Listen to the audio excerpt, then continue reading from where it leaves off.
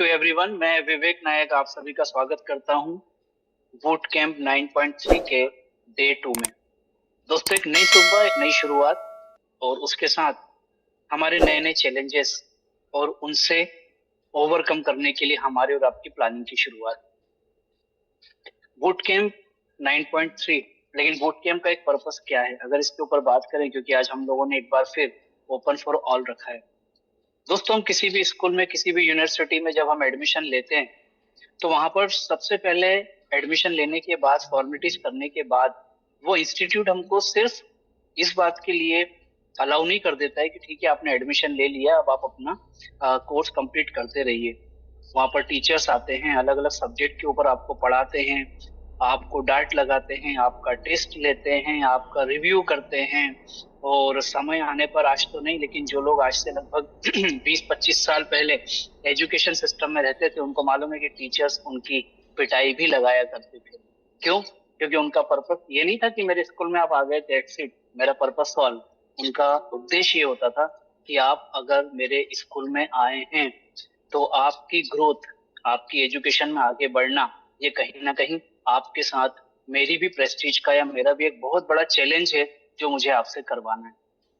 ई बायोटोरियम company में आप आए, आपने यहाँ पर हेल्थ के लिए एडमिशन लिया, आपने यहाँ पर वेल्थ के लिए लिया, आपने हेल्थ वेल्थ हैप्पीनेस के लिए लिया, जो भी आपका पर्पस है, हमें उस पर्पस तक आपको पहुंचाना है। और ये कहीं ना कहीं हमारी जिद है, हमारा कैंपेन है। हम चाहते हैं कि हमसे जुड़ा हुआ हर व्यक्ति प्रोडक्ट में भी परफेक्ट रहे, वो प्लान प्रेजेंटेशन में भी परफेक्ट रहे, और जब इन दोनों चीजों से हट के वो एक सामान्य जीवन में जाए तो वहां पर भी वो परफेक्ट रहे। और इन्हीं सब चीजों का मिक्स्ड, इन्हीं सब चीजों का कॉम्बिनेशन है बूट कैंप, जो 11 दिन में आपको ये बताता है कि आप कहाँ पर किस चीज को कैसे इम्प्लीमेंट कर सकते हैं, जिससे आपकी हेल्थ को लेकर के, आपकी वेल्थ को लेकर के, और जिनका ये पूरा का पूरा कॉमन चैलेंज है अपनी लाइफ में कि मुझे हेल्थ वेल्थ और हैप्पीनेस लेना है, तो उसमें आप पूरा कर पाए। दोस्तों, हमारे 11 दिन में 11 टॉपिक, हमारे स्पीकर्स आएंगे वहां पर, और वो सारे के सारे स्पीकर्स आपको ये बात बताएंगे कि आप इस कैंपेन में कैसे आगे बढ़ सकते हैं।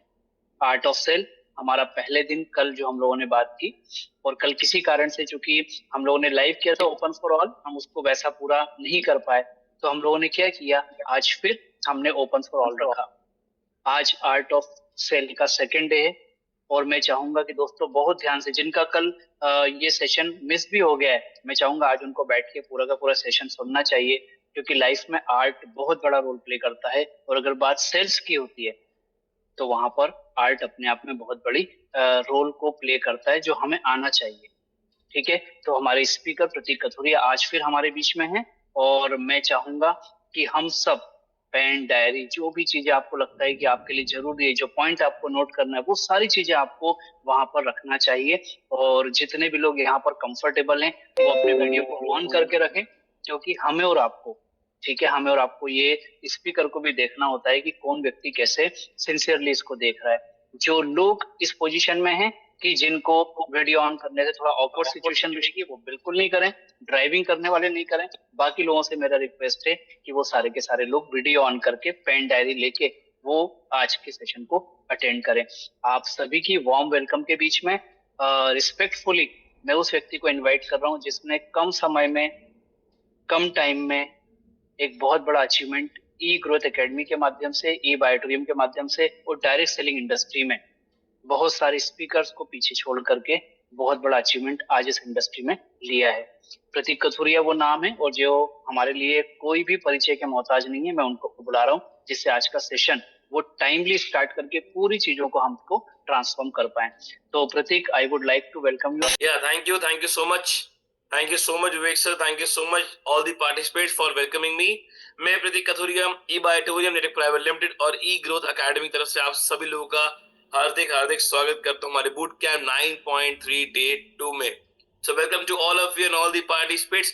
मैं देख पा रहा हूं कि इस समय मेरे साथ 550-400 सीरियस पार्टिसिपेट आ चुके हैं, और उनमें से कुछ 50 वो सीरियस है जिन्होंने अपने वीडियो को ऑन किया हुआ है, डायरी पेन लेके बैठे हुए हैं, नोट डाउन कर रहे हैं। तो ये सीरियसनेस देख के मुझे ये फील आता है, मुझे अंदर से ये कट फीलिंग आती है कि प्रतीक कथुरिया, जितने सीरियस लोग हैं ना, ये सीरियस लोग एक्चुअली अगले ब्लैक डायमंड बनने वाले ई बायोटोरियम है। ये सीरियस लोग वो हैं जो एक लोगों को अब इंस्पायर करने वाले हैं। ये एक्चुअली कई लोगों की जिंदगी में बदलाव लाने वाले हैं, क्योंकि इन्होंने सबसे पहली लड़ाई खुद से कर ली है। कल आपको याद होगा मैं एक बात बोलती कि आपको जिंदगी में अगर आगे बढ़ना है तो पहली लड़ाई खुद से करनी पड़ेगी। कितने लोगों को याद है इस बात को लेकर कल जो मैंने आपको बताया था? एक बार ये सेव टाइप करेंगे चैट बॉक्स में जल्दी से। ग्रेट, काफी लोगों को याद आ रहा है, और कुछ लोग लगता है मुझे अभी भी सो रहे हैं। देखिए, जागिए, अपने आप को जगाइए, अपनी नींद को जगाइए, क्योंकि आप फिजिकली जाग जाते हो पर मेंटली नहीं जाग पाते। तो मेंटली और फिजिकली दोनों तरीकों से आपको जागना पड़ेगा। और बूट कैंप का पर्पस यही है कि आपको जगाना किस तरीके से, हर तरीके से, फिजिकली भी और मेंटली भी। तो आप जितने ये भी 480 लोग आ चुके हैं 8:07 तक, तो मैं कहूंगा ये वो लोग हैं जिन्होंने तैयार हो गए हैं अपने आप को अपने आप से लड़ने के लिए। क्योंकि आपको अगर आगे बढ़ना है तो पहले अपने आप से लड़ना पड़ेगा, अपने कंफर्ट जोन से बाहर आना पड़ेगा, और उसके लिए मुझे लगता है आप लोग तैयार हो चुके हो। अगर आप लोग तैयार हो तो चलिए आज के सेशन की शुरुआत करते हैं, और आज फिर कुछ नया सीखेंगे, समझेंगे, जानेंगे, और कल के टॉपिक को हम कैरी ऑन करेंगे, the art of sales closing. बिल्कुल, हम कला सीखेंगे सेल्स की, क्लोजिंग की, और बहुत जरूरी भी है चीजों को सीखना। तो पहले मैं पूछना चाहूंगा कि आज के सेशन के लिए क्या आप लोग एक्साइटेड हैं, क्या आप लोग तैयार हैं, क्या आप लोग जाग चुके हैं, क्या आप लोग सीरियस मोड में आ चुके हैं? तो एक बार चैट बॉक्स में यस टाइप कर दीजिए। अगर अभी भी कहीं ना कहीं कोई मोड रह गया हो तो उसको स्टार्ट कर लो, मोबाइल फोन को साइलेंट कर लो, कोई कॉल को अटेंड नहीं करना, घर में बोल दो भैया जूम पे बैठा हुआ हूं, मुझे पता है ये बहुत बड़ा लूप होल है कि जूम पे हूं, तुम डिस्टर्ब कर सकते हो पर अगले 1 घंटा मुझे डिस्टर्ब मत करना, क्योंकि अगले 1 घंटा मुझे एक्चुअली वो सीखना है जो हेल्प करेगा मुझे जिंदगी में आगे बढ़ने के लिए। सो सब चीजों को साइड कर दो, अपने आप से लड़ने के लिए तैयार हो जाओ, और तैयार हो जाओ आज फिर से बूट के 9.3 डे 2 में कुछ नया सीखने के लिए, कुछ नया जानने के लिए। और चलिए आज हम और आगे बात करेंगे आर्ट ऑफ सेल्स क्लोजिंग के ऊपर, और कुछ नया सीखेंगे और कुछ नया जानेंगे। मैं देख पा रहा हूँ करीब करीब 500 में से 250 लोग तो तैयार हैं, पर 250 लोग का मैसेज अभी नहीं आया है। तो मैं ये समझ सकता हूँ, या मैं ये एज्यूम कर रहा हूँ कि ये वो 250 लोग हैं जो शायद थोड़ा सो रहे होंगे, या वो अपनी नींद को पूरा कर रहे हैं, या वो थोड़ा सा एहसान कर रहे हैं मेरे ऊपर आज के बूट कैंप में अटेंड कर कर बूट कैंप को। तो चलिए, thank you so much. Chat box को बंद कर रहा हूँ, जब जरूरत लगेगी चैट बॉक्स को ओपन करवाऊंगा, आप सबसे बात करूंगा, आप सबसे डिस्कशन करूंगा। हमने कल बात की थी द ग्रेटेस्ट वीकनेस, सबसे बड़ी कमी कहाँ पैदा होती है? जब हम हार मान जाते हैं बहुत जल्दी और एक बार कोशिश नहीं करते। और अगर आगे बढ़ना है, अगर सक्सेस चाहिए, तो एक अंदर चीज आनी पड़ेगी कि एक बार और, मतलब चलो ट्राई करें, चलो कोशिश करें मिलकर एक बार और, चलो कोशिश करें मिलकर एक बार और, एक बार और, एक बार और, एक बार और। कितनी बार कोशिश करनी है? 10 बार। कोई गारंटी है 9वीं बार आपको सक्सेस मिलेगी ही मिलेगी। क्या? 9वीं बार आपको सक्सेस मिलेगी ही मिलेगी। हमने डेफिनेशन समझी कल क्लोजिंग की, आर्ट ऑफ सेल्स क्लोजिंग की। वो डेफिनेशन क्या समझी हमने? डेफिनेशन ये समझी कि सेल्स का मतलब प्रोडक्ट को बेचना नहीं होता, उसका मतलब होता है एक अच्छे रिलेशन बनाना, एक अच्छा विश्वास पैदा करना, सामने वाले की प्रॉब्लम जो उसकी परेशानी है उसको दूर करना, उसको सॉल्यूशन देना, और इमोशन कई बार उसके साथ शेयर करके अपने इमोशन को बेचना। और सेल्स कुछ नहीं होती, सेल्स का मतलब होता है अपना जो एंथुसियाज्म है वो ट्रांसफर करना। माय डियर फ्रेंड्स, अगर आप ये सोचिए आज बूट कैंप शुरुआत हुआ हो और बूट कैंप में मैं आपको ट्रेनिंग दे रहा हूं, ट्रेनिंग में मेरी आवाज में दम ना हो, मेरे अंदर जोश ना हो, और मैं आपसे बात करूं कुछ इस प्रकार, अगर मैं आपसे बात करूं कुछ इस प्रकार की, जैसे कि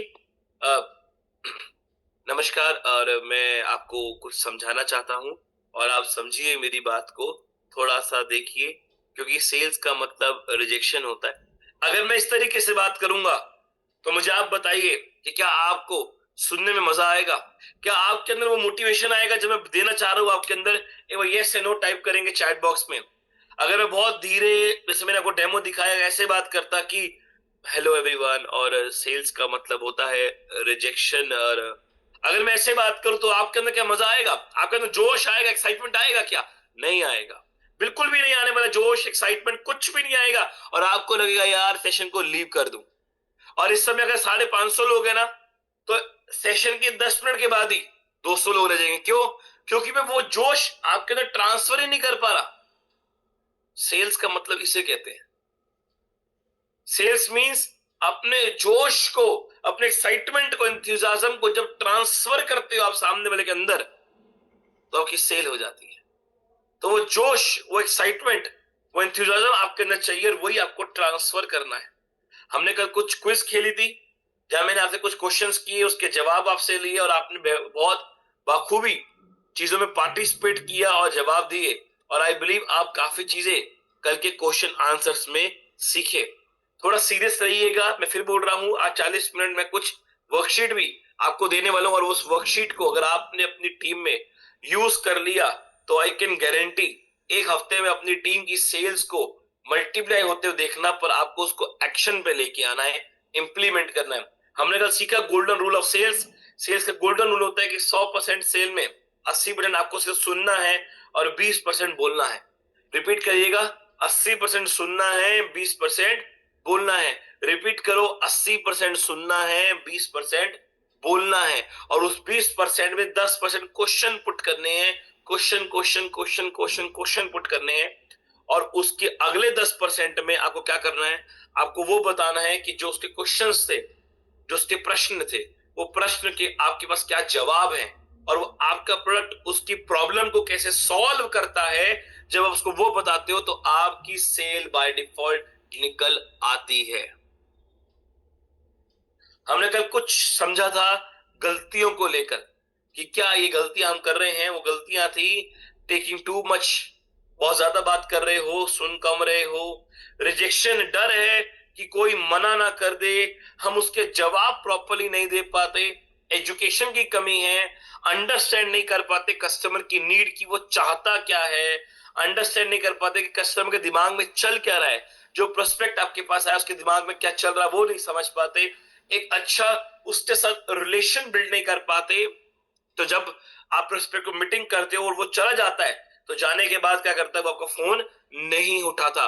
क्यों नहीं उठाता? क्योंकि आपने उस समय उसके साथ एक अच्छा रिलेशन बिल्ड नहीं किया।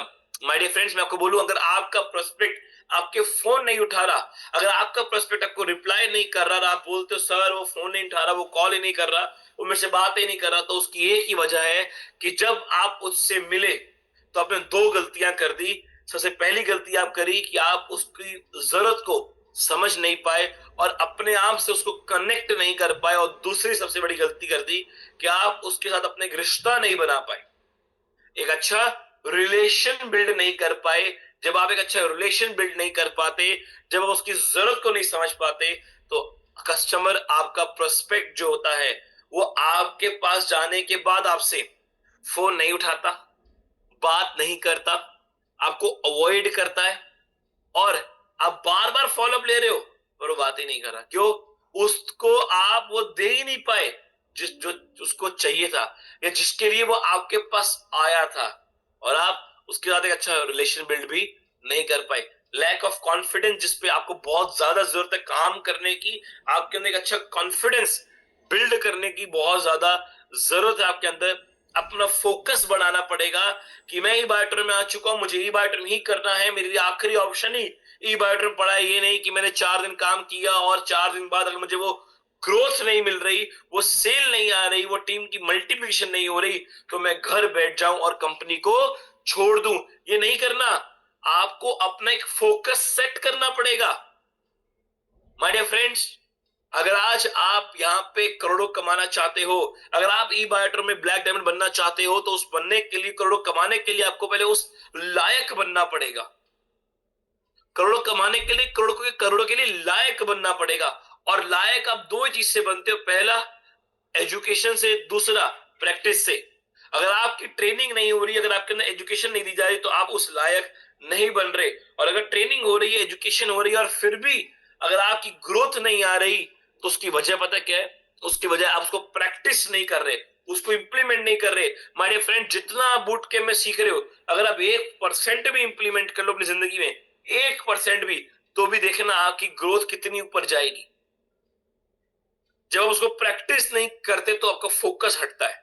अरे आज मैं ये कंपनी कर लेता हूं, मैं मनी सर्कुलेशन कंपनी में चल जाता हूं कि रातों तो अमीर बन जाऊंगा।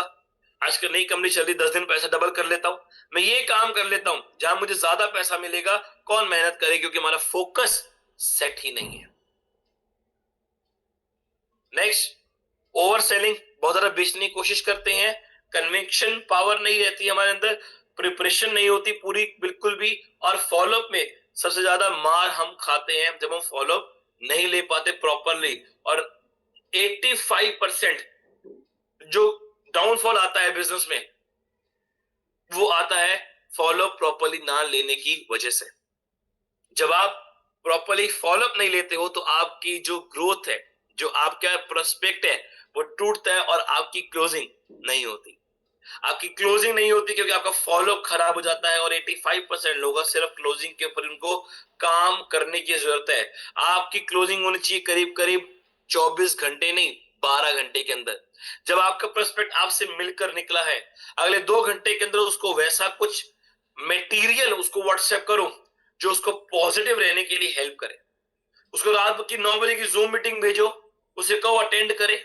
और जब जूम मीटिंग का टाइम हो जाए, 9 बजने वाला हो, तो 9 बजते ही आपको करना क्या है, 9 बजते ही आपको 8:55 पे उसको कॉल कर देना है कि भाई टाइम पे कनेक्ट हो जाइयो।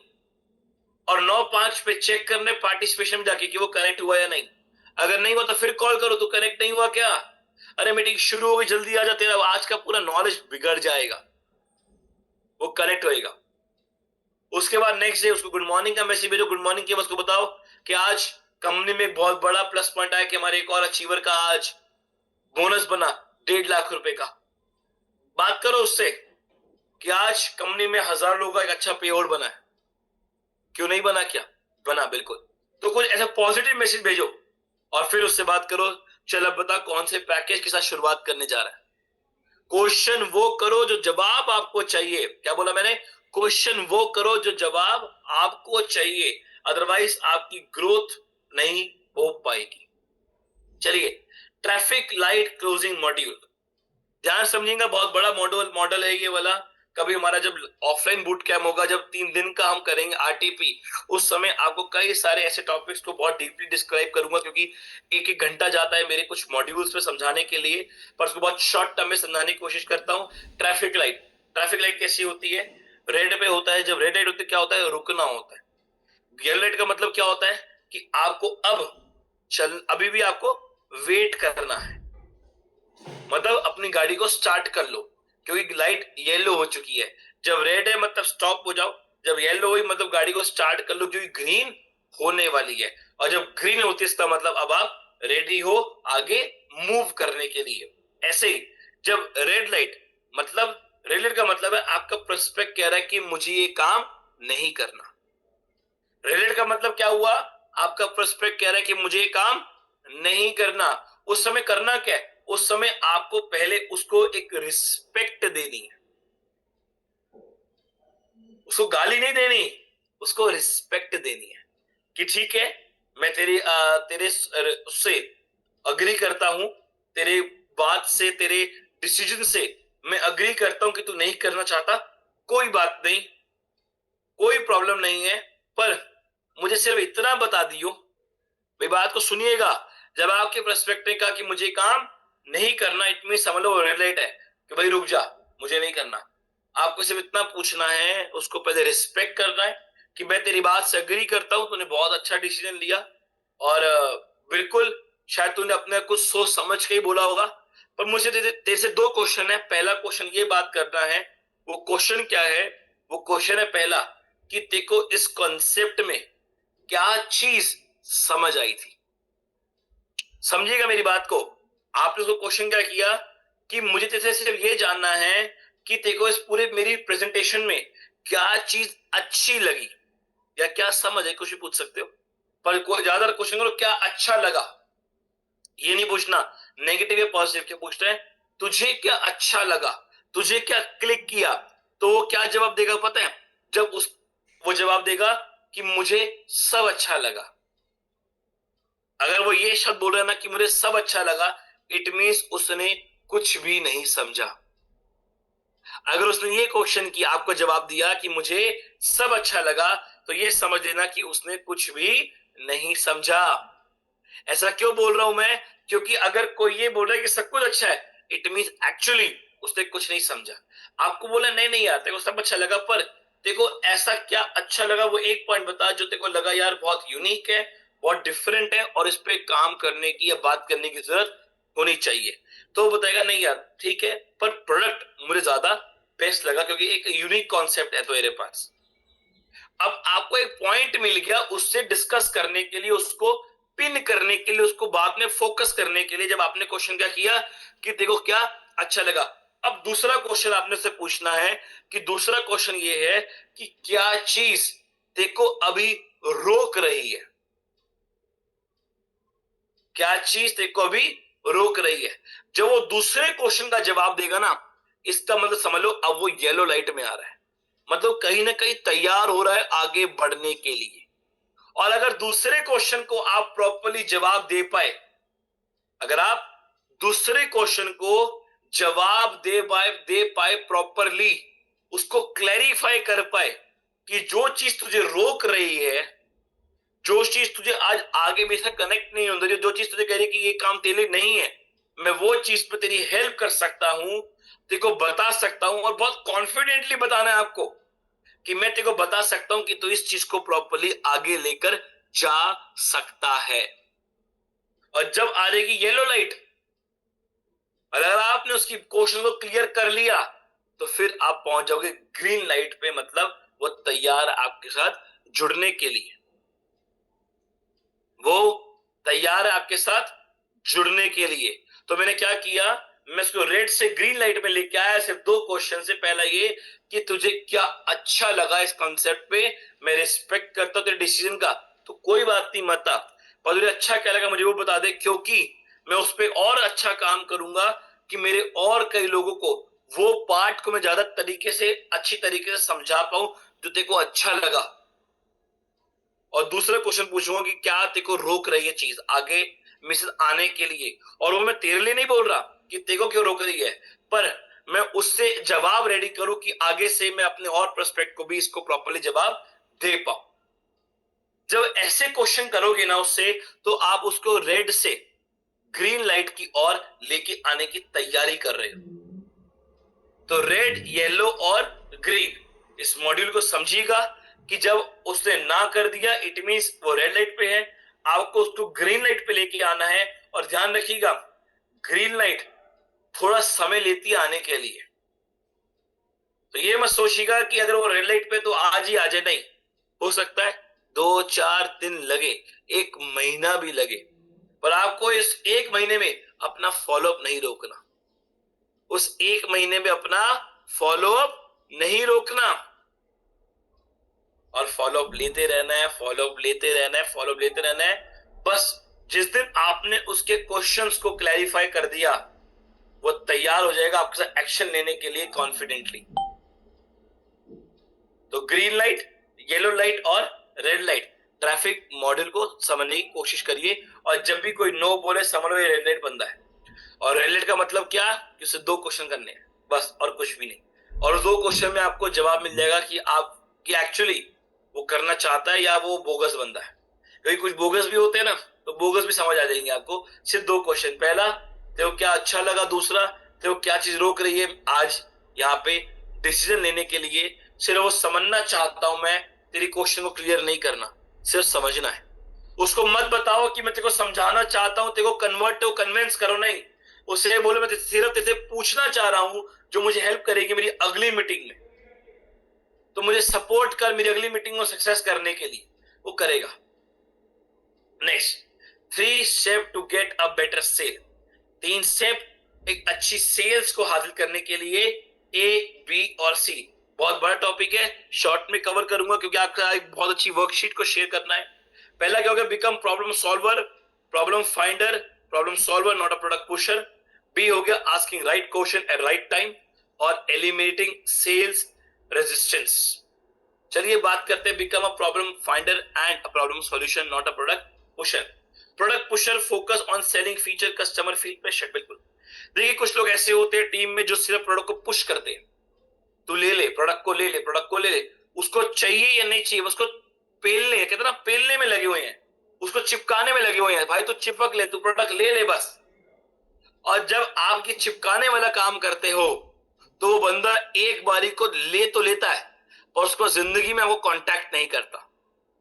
या आपके साथ हुआ होगा कभी ना कभी, आपकी टीम में हुआ होगा कभी ना कभी, जब आप प्रोडक्ट को सिर्फ पुश करने में लगे रहते हो।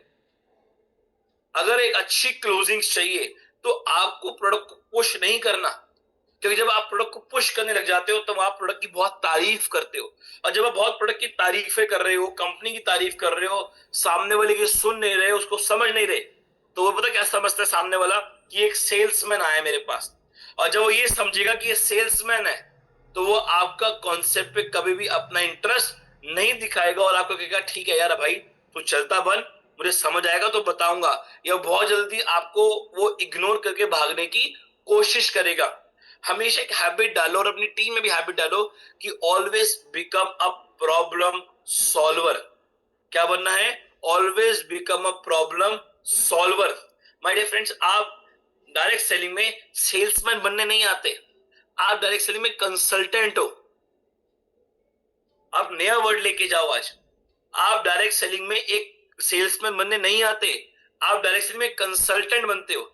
आप दूसरों को कंसल्ट करते हो, कंसल्ट करना मतलब समझाते हो उसको, काउंसलिंग करते हो, कंसल्ट करते हो कि भाई तेरे लिए क्या बेस्ट है जो मैं तेरे को प्रोवाइड कर सकता हूं, और क्या तेरे को मैं और अच्छा यहाँ पे दे सकता हूं, और तेरे को या तेरे लिए क्या अच्छा रहेगा तेरी हेल्थ को लेकर और तेरी वेल्थ को लेकर। आप कंसल्टेंट का काम कर रहे हो, तो सेल्स में नहीं हो आप इधर। और एक अच्छा सेल तब आता है जब आप सामने वाले की प्रॉब्लम को सुनते हो, समझते हो, उसकी जरूरत को जानते हो, और उसको एक अच्छा जो उसकी जरूरत है उसको ऑफर करते हो कि तेरी जरूरत क्या है, मैं तेरे पास है, मेरे पास सॉल्यूशन। जब उसको उसकी चीज का सॉल्यूशन देते हो तो उसको लगता है कि यार वो एक वैल्यू फील करता है कि ये बंदा मेरी वैल्यू कर रहा है। Connect your product service is a bridge to the solution. बिल्कुल, आपका जो प्रोडक्ट और आपका जो सर्विस है, जो भी आप उसको प्रोवाइड कर रहे हो, ट्रेनिंग दे रहे हो, सर्विस दे रहे हो, प्रोडक्ट आपका मैट्रेस है जो उसको दे रहे हो, वो एक ब्रिज का काम करता है आपके प्रोस्पेक्ट को कनेक्ट करने के लिए आपके साथ। जैसे समझिएगा, ये होता है ब्रिज ऑफ ट्रस्ट। ये जो लेफ्ट है ना, ये लेफ्ट साइड में क्या है, ये आपका प्रोस्पेक्ट है। प्रोस्पेक्ट है, उसके डाउट है और उसके क्वेश्चन है। लेफ्ट में क्या है, आपका प्रोस्पेक्ट है, उसके डाउट है और उसके क्वेश्चन है। और राइट साइड में क्या है, उसका गोल और उसकी जरूरत। अब जो आपका प्रोस्पेक्ट है, उसके जो डाउट है, उसके जो क्वेश्चन है, उसकी जरूरत के साथ कैसे कनेक्ट करोगे, वो कनेक्ट करने के लिए आपको एक कॉन्क्रीट ब्रिज बनाना पड़ेगा। क्या बनाना पड़ेगा? एक कॉन्क्रीट ब्रिज बनाना पड़ेगा। उसकी जरूरत और उसकी प्रॉब्लम्स को एक साथ कनेक्ट करने के लिए एक प्रॉपर ब्रिज बनाना पड़ेगा। और वो ब्रिज बनाने के लिए आपको क्या करना है, आपको एक अच्छी पहले कम्युनिकेशन क्रिएट करनी है। क्या क्रिएट करनी है? एक अच्छी कम्युनिकेशन, मतलब बातचीत। उसको स्टोरी बतानी है। क्या स्टोरी? पहली सक्सेस स्टोरी कि बायोटोरियम में इतने लोगों ने यहां से शुरू करके आज इतने करोड़पति बन चुके हैं। और दूसरी स्टोरी बतानी है कि कई ऐसे लोग हैं जिन्होंने प्रोडक्ट पे विश्वास नहीं किया था और आज उनकी हेल्थ के ऊपर उनको इस प्रकार के रिजल्ट मिले, और उससे उसका कॉन्फिडेंस लेवल डेवलप करके देना है। My dear friend, direct selling, पूरा डायरेक्ट सेलिंग सिर्फ एक चीज का बिजनेस है, पता है? वो बिजनेस है कम्युनिकेशन। आपको याद होगा मैंने एक सेशन लिया था बूट कैंप में कम्युनिकेशन के ऊपर, बातचीत करने की कला।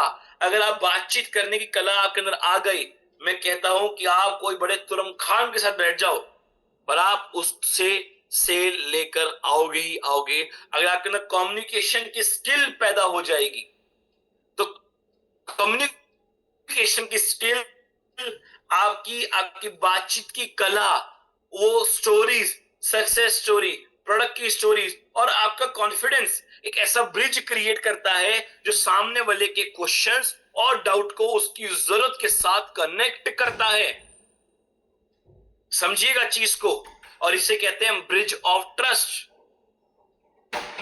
वो ट्रस्ट पैदा करने के लिए करना पड़ेगा, क्या करना पड़ेगा? अगर सामने वाले प्रोस्पेक्ट के बहुत सारे डाउट हैं, बहुत सारे क्वेश्चन है, और आपको पता है कि यार इसको प्रोडक्ट की जरूरत है, इसकी जरूरत है, ये आगे बढ़ना चाहता है, क्योंकि जब मैंने क्या सिखाया, जब आप उससे मिले तो आपने क्या किया? बोला कम, सुना ज्यादा, और जितना बोला क्या किया? उसके क्वेश्चंस लिए, और क्वेश्चंस लेके आप उसकी जरूरत को समझे। जब आपने उसकी जरूरतों को समझा तो आपको समझ आया इसको ये जरूरत तो प्रोडक्ट की है, और उसको एक अच्छा बिजनेस प्लान भी चाहिए। फिर साइड में देखा कि यार इसके क्वेश्चंस बहुत कर रहा है, तो वो क्वेश्चंस और इसकी जरूरत को मैच करने के लिए आपने पहले उसके क्वेश्चन के बहुत अच्छे तरीके से जवाब दिए, उसको स्टोरीज बताई, कुछ कहानियां सुनाई हमारी कंपनी की सक्सेस स्टोरी के बारे में, और एक कॉन्फिडेंस उसके अंदर डेवलप करके दिया कि टेंशन मत ले विवेक। जैसे एग्जांपल दे प्रोस्पेक्ट विवेक नायक कि विवेक सर टेंशन मत लो, मिलके आपके इस प्रॉब्लम को सॉल्व कर देते हैं और एक अच्छे बिजनेस की शुरुआत करते हैं। तो जो एक ब्रिज क्रिएट किया आपने विश्वास वाला, वो ब्रिज क्रिएट करने के लिए आपको अपनी कम्युनिकेशन, स्टोरीज और कॉन्फिडेंस, ये सिर्फ 3 चीजें काम करेगी किसी भी प्रोस्पेक्ट के क्वेश्चंस और उसकी जरूरतों को पूरा करने के लिए। तो मैंने कहा share success story and relatable example और show how you offer fit into their life goal. बिल्कुल जो ये उसको दर्शाइए, जो आप उसको दे रहे हो वो उसकी जिंदगी में क्या वैल्यू ऐड करेगा। माय डियर फ्रेंड, अगर कोई गाड़ी लेने जाता है तो वो क्यों होंडाई की नहीं ले रहा, क्यों मर्सिडीज ले रहा है? वो मर्सिडीज इसलिए ले रहा है क्योंकि उसको पता है यार ये मर्सिडीज लेने मेरा लाइफस्टाइल बढ़ जाएगा, लोग मुझे कहेंगे यार कि तेरे पास मर्सिडीज है, लग्जरी कार है। ऐसे उसको ये बताना है कि आज जो मेरा मैट्रेस है ये कोई रोल्स रॉयस से कम नहीं है। अगर आज तेरे पास ये नहीं है तो लोग तेरे पूछेंगे तेरे मैट्रेस नहीं है, तेरे पास गाड़ी घर है, तेरे पास तेरा मैट्रेस है क्या? तेरा मैट्रेस नहीं है। मतलब एक काम कर, तैयार हो जा, 1 करोड़ रुपया कमा ले, और 1 करोड़ रुपया कमा ले क्योंकि तू हॉस्पिटल को 1 करोड़ देने वाला है। क्यों? क्योंकि तेरा मैट्रेस ही नहीं है। अगर तेरे पास मैट्रेस नहीं है तो तू आज हॉस्पिटल को 1 करोड़ देने वाला है। जब उसको लगेगा कि जो प्रोडक्ट आपके पास है और अगर उसके पास नहीं है और उसका लाइफस्टाइल खराब हो रहा है, तो वो आपसे ये लेने की पूरी पूरी कोशिश करेगा कि मैं खुद सामने इस प्रोडक्ट को आपसे ले लूं। तो ये चीजों को समझना जरूरी है, और सिर्फ सुनना समझना मत, इसके नोट्स बनाइए और उसको इंप्लीमेंट करिए। नेक्स्ट आते हैं asking right question at right time. बिल्कुल सही क्वेश्चन सही समय पूछना बहुत जरूरी है।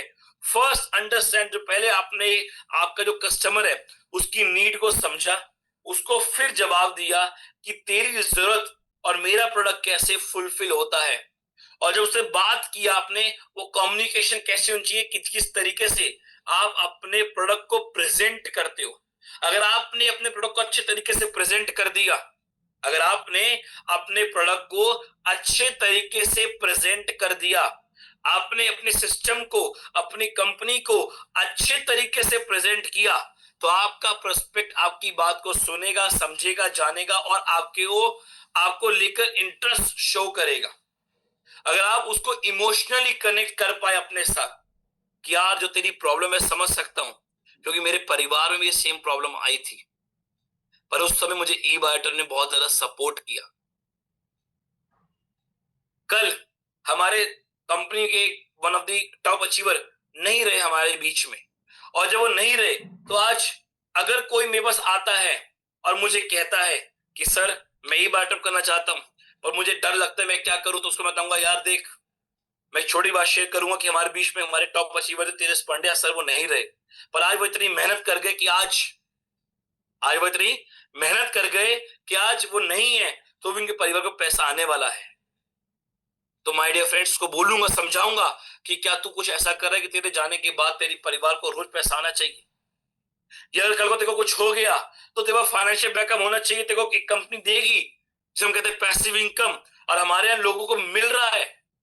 जब मैंने उसको इमोशन के साथ कनेक्ट किया, अपने भावनाओं के साथ, तो उसके अंदर एक इंटरेस्ट पैदा होगा। और लास्ट में उसके अंदर एक अर्जेंसी क्रिएट करो। Highlight the negative effect of not buying from you. उसको नेगेटिव बात बताओ कि भाई अगर तूने ये प्रोडक्ट मेरे से नहीं लिया तो तू कितनी बड़ी प्रॉब्लम में आ सकता है। अगर आज से मैट्रेस यूज करना शुरू नहीं किया तो हो सकता है जैसे कोविड आ जाए, कोई और बीमारी भी आ जाए, तब तू क्या करेगा? दवाइयां भागेगा, सिलेंडर लेगा, ऑक्सीजन क्या क्या क्या करेगा। पर मुझे कोई जरूरत नहीं है, कुछ भी लेने की जरूरत नहीं है मुझे। मुझे कोई एंटीबायोटिक्स भी नहीं खानी, मुझे इवन कोई अपनी इम्यूनिटी बूस्ट की गोली भी खाने की जरूरत नहीं, क्योंकि मैं मैट्रेस पे सोता और मैग्नेट मेरी बॉडी का ब्लड का सर्कुलेशन बढ़ाता है और ऑक्सीजन लेवल एनहांस करता है, इसलिए मुझे सिलेंडर के लिए घर घर नहीं भागना पड़ेगा। जब आप उसको ये बताओगे कि अगर वो आपसे प्रोडक्ट नहीं ले रहा तो उसकी जिंदगी में क्या नेगेटिव इफेक्ट आ सकता है, उसके अंदर बाय डिफॉल्ट एक ऐसा क्वेश्चन क्रिएट होगा कि यार ये तो लेना ही पड़ेगा।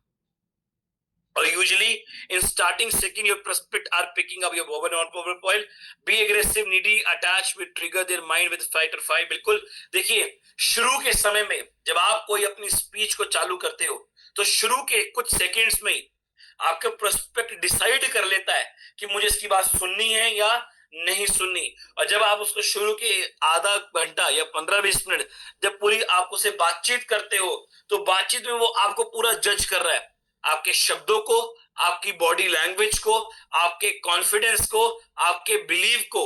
और अगर इनमें से कोई चीज की भी कमी हो रही है तो समझ लेना वो प्रोस्पेक्ट बहुत जल्दी भागने वाला है।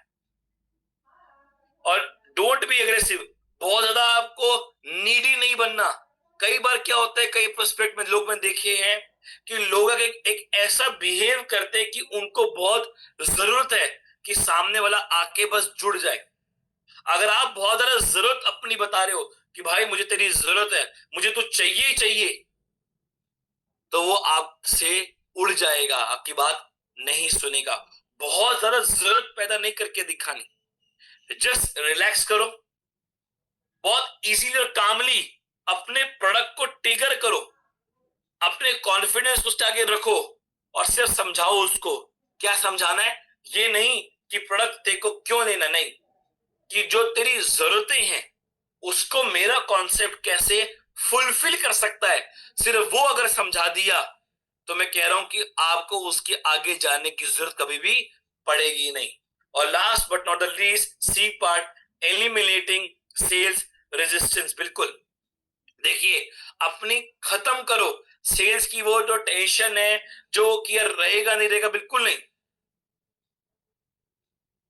क्योंकि neutralise hidden sales pressure when you do conversation when you potential customer. देखिए, जब आप किससे मिले हो ना, कई बार आपके अंदर एक प्रेशर डेवलप होता है। वो प्रेशर क्या आता है? यार सेल निकल आए क्योंकि पैसा चाहिए, सेल निकल आए पैसा चाहिए, सेल निकल आए पैसा चाहिए, सेल निकल आए पैसा चाहिए। जब आपके अंदर ये आता है ना कि सेल निकल आए पैसा चाहिए, तो बाय डिफॉल्ट आपके अंदर एक ऐसे प्रेशर आता है, एक ऐसा अंदर से ना एक प्रेशर डेवलप होता है कि यार बस ये बिक जाए। और वो आपका प्रेशर जब आपके चेहरे पे दिखता है ना, तो सामने वाला उसको जज कर लेता है और आपको कहता है कि नहीं चाहिए मुझे।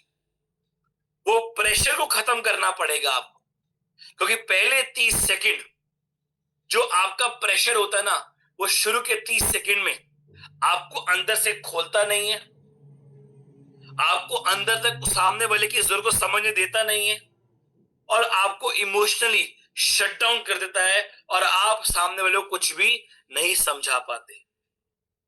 और फिर सामने वाला क्या बोलता है कि ठीक है मैं देखता हूं और मैं बात करूंगा अपनी बीवी से, अपने पति से, अपने बच्चों से। क्यों वो ऐसा बोल रहा है? वो ऐसा इसलिए बोल रहा है क्योंकि वो आपके साथ कनेक्ट नहीं हो पाया और वो आपको अब काम आपके साथ नहीं करना चाहता। वो आपको ऐसा क्यों बोल रहा है? क्योंकि वो आपके साथ काम करना नहीं चाहता, वो आपकी बात को नहीं सुन रहा, उसको बिल्कुल समझ नहीं आया, क्योंकि आपका जो प्रेशर था वो प्रेशर इतना अंदर आया कि बस मेरा माल बिक जाए, मेरा पैसा निकल आए, मुझे फैमिली बोनस चाहिए। वो प्रेशर ने आपके काम को करने ही नहीं दिया, इसीलिए आपकी सेल हो गई जीरो। चलिए माय डियर फ्रेंड्स, ये है वर्किंग ट्रैकिंग शीट। इसका स्क्रीनशॉट ले लो और अगर आप मुझे व्हाट्सएप करना, मैं आपको पर्सनली शीट को भेजूंगा, और इस शीट का प्रिंट करा लो और अपनी पूरी टीम में इसको सर्कुलेट करो और टीम को बोलना है कि भैया आपको रोज ये शीट भरनी है। अगर नहीं भरोगे तो मेरे से काम मत करो, क्योंकि अगर ये शीट पे आपने काम करना शुरू किया, मैं आपको गारंटी देता हूं, मनी बैक गारंटी, एक हफ्ते में अपनी टीम में ग्रोथ देखना, मेरी गारंटी है। इस शीट को स्क्रीनशॉट ले लो, चाहे मुझे मैसेज करना, मैं व्हाट्सएप पे आपको भेज दूंगा। इस शीट का प्रिंट निकालो, ये शीट अपनी टीम में भेजो और टीम वालों को भैया इस पे काम करना है। एग्जाम्पल मैं आपसे लेता हूं और मुझे आप चैट बॉक्स में रिप्लाई करना। सभी लोग एक्टिवली बात करो मेरे साथ। अभी जब आप अपनी टीम में पूछते हो कि भाई तेरा क्या काम चल रहा है, तो टीम वालों का अधिकतर जवाब क्या होता है? सर मैं काम कर रहा हूं। अच्छा, आप उससे क्वेश्चन करते हो तो काम कर रहा है, वो क्या बोलता है? यस। फिर आप उसको बोलते हो अच्छा एक बात था, पिछले एक हफ्ते में कितने लोगों से मीटिंग करी? वो क्या बोलेगा? मैंने करी 15-20 लोगों से मीटिंग। वो 15-20 लोगों का वो क्या कहां पे है, क्या कहते हैं, रिपोर्ट का है? तो क्या बोलेगा? हाँ वो मेरे माइंड में है, मेरे मोबाइल में है। वो ये बोलता नहीं बोलता? बिल्कुल बोलेगा कि वो मेरे माइंड में, मेरे मोबाइल में है। अच्छा बोलते 15 लोगों से क्या रिजल्ट आया? अभी सबने मना कर दिया। ये बात बोलता नहीं बोलता? मतलब जब आप उससे पूछते तो एक हफ्ते में क्या काम किया, उस पर कोई भी रिपोर्ट नहीं होती। और आप क्या करते हो? आप उसको कहते हो भाई मेरी बात सुन, तू टारगेट ले, तू गोल ले, तेरे को एक गाड़ी लेनी है, तेरे को एक बंगला लेना है, तेरे को एक बड़ा मकान लेना है, तू पिक्चर लगा अपने दीवार पे, जाके फोटो लगा दे, उस पर डेट लिख। क्या ये सब करने के बाद भी आपकी टीम में रिजल्ट आया? आपने उसको गोल सेटिंग बता बता के इतना गोल सिखाया, क्या उसे गोल पूरे हुए? नहीं हुए गोल पूरे। 90% लोगों के गोल पूरे ही नहीं हुए। क्यों नहीं हुए? वो गोल इसीलिए पूरे नहीं हुए क्योंकि गोल आपने दिया गाड़ी का। कौन सी गाड़ी? मर्सिडीज। और चाहिए क्या था उसको? अभी मारुति की होंडा ही चाहिए उसको, होंडा सिटी चाहिए थी, क्योंकि कमाई उसकी 10,000 रुपए है। टारगेट दे दिया आपने उसको किसका? मर्सिडीज का। अरे कहां से आएगा पैसा? उसको नहीं आएगा पैसा सर। वो मर्सिडीज कभी नहीं ले पाएगा। वो नेगेटिव होता है कि यार मर्सिडीज चाहिए थी और वो हो नहीं पाई। क्यों? मैंने एक टीम की मीटिंग करी दिल्ली ऑफिस में, मैं आपको बताता हूं। वो टीम की मीटिंग हुई, उन्होंने कहा सर ये टीम है, बैठिए। सर हमने पूरे सबने गोल्स लिए, चलो सब लोग अपने गोल्स बताओ सर को। मैं बैठा हुआ, मैं सुन रहा। सब लोगों ने अपने गोल्स बताए। एक ने बोला सर मुझे कमाना है इस महीने में 1 लाख रुपया। सबने कहा तालियां। दूसरे ने बोला सर मुझे कमाना है 50,000। तालियां। तीसरे ने बोला सर मैं 6 महीने में क्रेटा गाड़ी लेने वाला हूं। तालियां। सब ताली लगे मोटिवेशन दे रहे थे। मैं चुप रहा। मैंने फिर एक क्वेश्चन पुट किया। मैं कहा सर आपको कमाना है इस महीने में 1 लाख रुपया, मुझे ये बताइए पिछले 6 महीने में आपके साथ कितने लोग जुड़े और आपकी क्या इनकम रही? तो आपको जान के हैरानी होगी, उसके 6 महीने में उसके साथ सिर्फ एक बंदा जुड़ा और उसकी इनकम थी 500 रुपए की। अब मुझे आप बताओ जिसने 6 महीने में कमाया एक बंदा और 500 रुपए, क्या वो 1 लाख रुपए एक महीने में कमा सकता है? यस और नो? नो। जब मैंने ये लोगो देखा तो मैंने एक वर्किंग शीट खुद डिजाइन करी। ये वर्किंग शीट आपको कहीं नहीं मिलेगी, कोई गूगल यूट्यूब नहीं, मेरी डिजाइन है। इस पे काम कैसे होगा मैं आपको बता सकता हूं, और इससे रिजल्ट जो आएगा वो खतरनाक होगा। देखिए आप ध्यान समझिएगा और थोड़ा अपना फोकस बढ़ा दो। अगर आपको सेल्स चाहिए, अगर आपको टीम में ग्रोथ चाहिए, अगर आपको अपनी सेल्स को मल्टीप्लाई करना है, देखो पहले क्या लिखा हो? नेम। समझ लो मेरी टीम में नाम है अजय गायकवाड़। मैंने कहा अजय जी आपको इसके नाम डालना है अपना। अजय ने यहाँ पे नाम लिखा अजय गायकवाड़, ठीक है। जैसे मान लो यहाँ लिखा रोहित, तो अजय गायकवाड़ हो गया। अब मैंने कहा अजय भाई आपको एक टारगेट लेना है, ये लिखा हुआ है यहाँ पे डेली वर्किंग टारगेट, कि आप रोज, एम का मतलब होगा कितनी मीटिंग करोगे, आप टारगेट लो। तो अजय भाई ने टारगेट लिया कि मैं प्रतीक भाई रोज 5 लोगों से मीटिंग करूंगा। और कौन सी मीटिंग? 1-to-1 meeting. क्या करूंगा? रोज 5 1-to-1 मीटिंग में करूंगा। इसको टारगेट लो। फिर मैं कहा आप पी पे क्लिक टाइप करो अजय भाई कि आप हर रोज कितनी प्रोस्पेक्टिंग करने वाले हो। ये डेली की होगी अजय। तो अजय ने कहा ठीक है प्रतीक मैं ना डेली की 5 प्रोस्पेक्टिंग करूंगा और 5 1-to-1 मीटिंग करूंगा, ये मेरा टारगेट है अपने आप से। मैं कहा डन। अजय मैं आपको ये शीट दे रहा हूं, इस शीट में सिर्फ 7 कॉलम है। मैंने 30 कॉलम नहीं बनाए, सिर्फ 7 कॉलम, क्योंकि मैं हर वीकली आपकी 7 डेज की वर्किंग को चेक करने वाला हूं, क्योंकि आप बड़े सपने के साथ आए हो। मैं उससे बड़ा सपना आपसे लेके काम करने वाला हूं।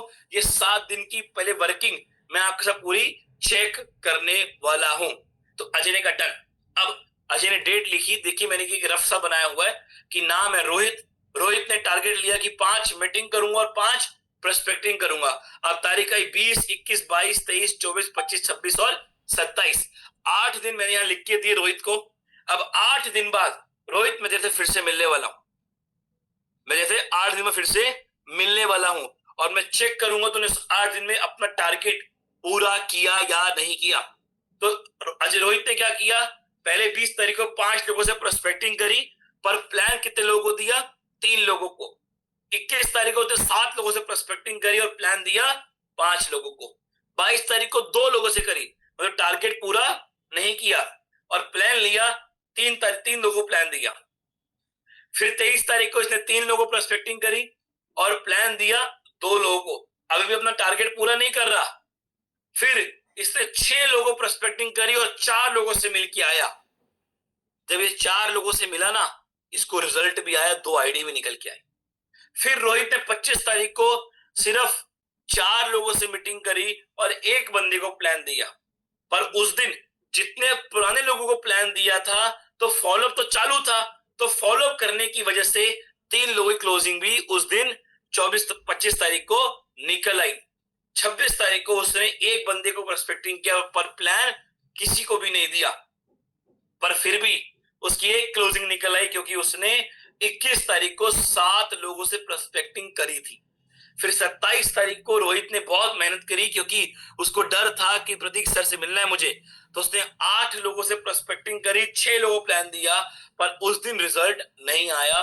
कोई बात नहीं माय डियर फ्रेंड्स, ये शीट को समझिए, ध्यान से समझिए, उसको नोट करिए, पेपर पे ड्रॉ करिए। जब मैं आपसे क्वेश्चन करता हूं कि मैं सपोज करो आज अजय गायकवाड़ मेरी टीम में है, ठीक है, मैंने अजय गायकवाड़ को बोला कि अजय जी आपका टारगेट है कि आपको रोज 5 लोगों को मीटिंग करनी है। अजय ने कहा डन में सर करूंगा। जब 5 लोगों से रोज मीटिंग करेंगे तो हफ्ते की मीटिंग कितनी हो गई, 7 दिन की मीटिंग कितनी हो गई। चैट बॉक्स में रिप्लाई करो, जागो सब लोग, बहुत इंपॉर्टेंट डिस्कशन सिखा रहा हूं मैं आपको। 35, अरे छोटी सी कैलकुलेशन है, मैं तो आपको जगा रहा हूं। 35 मीटिंग हो गई। जब रोज 5 का टारगेट दिया, 35 मीटिंग हो गई। अब रुको, अब एक बात बताओ, जब 35 मीटिंग करेगा क्या 5 लोगों की आईडी नहीं निकलेगी? क्या 5 लोगों की आईडी नहीं निकलेगी, हाँ है ना? बिल्कुल निकलेगी। पर मुझे ये बताओ कि आपकी टीम के लोग आपके बोलने के बाद भी वो टारगेट को पूरा करते हैं? नो, नहीं करते, बिल्कुल नहीं करते। क्यों नहीं करते? क्योंकि उनके ऊपर कोई बॉस बैठा ही नहीं। माय डियर फ्रेंड्स, अगर आप कोई नौकरी करते हो, मुझे आप बताओ, अगर आप कोई नौकरी कर रहे हो, अगर आप नौकरी करने जाते हो और उस नौकरी में आपसे पूछते कि आपने दिन भर में क्या काम किया, और अगर आप बोलते हो कि आज मैंने कोई काम नहीं किया, तो क्या आपका बॉस आपको रखेगा? यस और नो? यस और नो? नहीं रखेगा। आपका बॉस आपको नहीं रखेगा, निकाल देगा, गेट आउट। पर मेरी टीम में अजय गायकवाड़ जुड़े, मैं कहा अजय जी आपको 35 मीटिंग करनी है, मुझे उनसे 35 मीटिंग करवानी है, पर मैं ऐसे नहीं कराऊंगा, बातचीत में नहीं। अजय भाई ये वर्किंग शीट है, ये आपको लेके जानी है अपने साथ। ध्यान से देखिए पूरी वर्किंग शीट को, फिर से आपको दिखाता हूं। अजय भाई ये वर्किंग शीट है, इस पे नाम भरो। नाम डाला अजय भाई ने। अजय भाई यहाँ लिखो कि आपका डेली टारगेट कितना लेते हो, कितने लोगों से मीटिंग करोगे। अरे 1 से करोगे 1 लिखो, 10 से 10 लिखो, पर वो लिखो जो कर सकते हो अजय, वो मत लिखने जो आप नहीं कर पाओगे। तो अजय ने कहा ठीक है सर, मैं लिखता हूं 3, मैं 3 लोगों से मीटिंग करूंगा रोज। डन। अच्छा अजय रोज नई प्रोस्पेक्टिंग कितनी करोगे? सर मैं नई प्रोस्पेक्टिंग करूंगा 3। चलो 3 नई प्रोस्पेक्टिंग, 3 मीटिंग हो गई। पर अजय ने कहा सर मैं ना 1 मीटिंग कर सकता हूं रोज की। चल तू 1 मीटिंग लिख, तू प्रोस्पेक्टिंग 2 लिख, पर लिख, और यहां पे डेट डाल, लेफ्ट कॉलम में डेट डाल। अब अजय करना क्या है, आज 21 तारीख है, जैसे ही आज का दिन खत्म होगा, रात को आपको सोने से पहले ये वर्किंग शीट को भरना है। क्या करना है कि आज मैंने कितनी प्रोस्पेक्टिंग करी, कितने प्लान दिखाए, और उससे कितनी क्लोजिंग निकल के आई, और यहां नोट्स डालना है कि उस जिस बंदे से मिले उसका क्या नाम था और उसने क्या जवाब आपको दिया जब आपने उसको मीटिंग दी। अजय यहां लिखो नोट्स में। तो अजय ने नोट्स में लिखा। फिर मैंने कहा अजय आज हो गई 22 तारीख, अब यहां लिखो कितने लोगों से प्रोस्पेक्टिंग करी। अजय ने लिखा 5। कितने लोगों को प्लान दिखाया 3। कितने लोगों से क्लोजिंग आई सर 0। कोई बात नहीं, लिखो या ना नोट्स में लिखो जगह पे कि अजय कितने लोगों से बात की, उनका नाम क्या था और उन्होंने क्या जवाब दिया आपको मीटिंग और प्रोस्पेक्टिंग के बाद। अजय ने नोट किया। ऐसे करते करते जब अजय हफ्ते बाद मेरे पास आया तो मैंने उसकी शीट देखी। पहले मैंने उसकी शीट देखी। जब मैंने शीट देखी तो शीट में क्या आया कि अजय इस दिन इतने लोगों से मिला, इस दिन इतने लोगों से। और नोट्स में मैंने नाम पढ़े, मैंने देखा लोगों ने क्या जवाब दिया, मैंने वो भी देखा। और अब 7 दिन बाद मैंने देखा कि अजय ने जब 3 दिन का टारगेट लिया था, पर 7 दिन बाद अजय ने क्या किया, अजय ने मीटिंग करी 3 नहीं 5 6 35 तक पहुंच गया था। अब आप मुझे बताओ, जब ये टारगेट उसको दिया गया और जब अजय के माइंड में प्रेशर आया कि इस 7 दिन के बाद मुझे शीट को सबमिट करना है, जब 7 दिन में सबमिट करना है तो वो क्या काम नहीं करेगा? बिल्कुल करेगा, 110% करेगा। और आप मुझे बताओ, जब अजय रोज के 3 प्लान दिखाएगा तो क्या 7 दिन में उसको ज्यादा नहीं कम से कम 5 से 6 आईडी निकल के नहीं आएगी? बिल्कुल निकल के आएगी। और अगर 6 आईडी भी निकल आई तो 3 फैमिली बोनस बनते हैं, और 3 फैमिली बोनस बनते हैं मतलब 21,000 रुपए की उसकी इनकम बनती है 1 हफ्ते की। और जब उसकी टीम से वो काम करेगा 6 लोगों के साथ, तो आप खुद सोचिए कि उसके बाद उसको कितना ग्रोथ मिलेगा। तो क्या 1 महीने में वो कम से कम 50,000 रुपए कमाएगा या नहीं? यस और नो?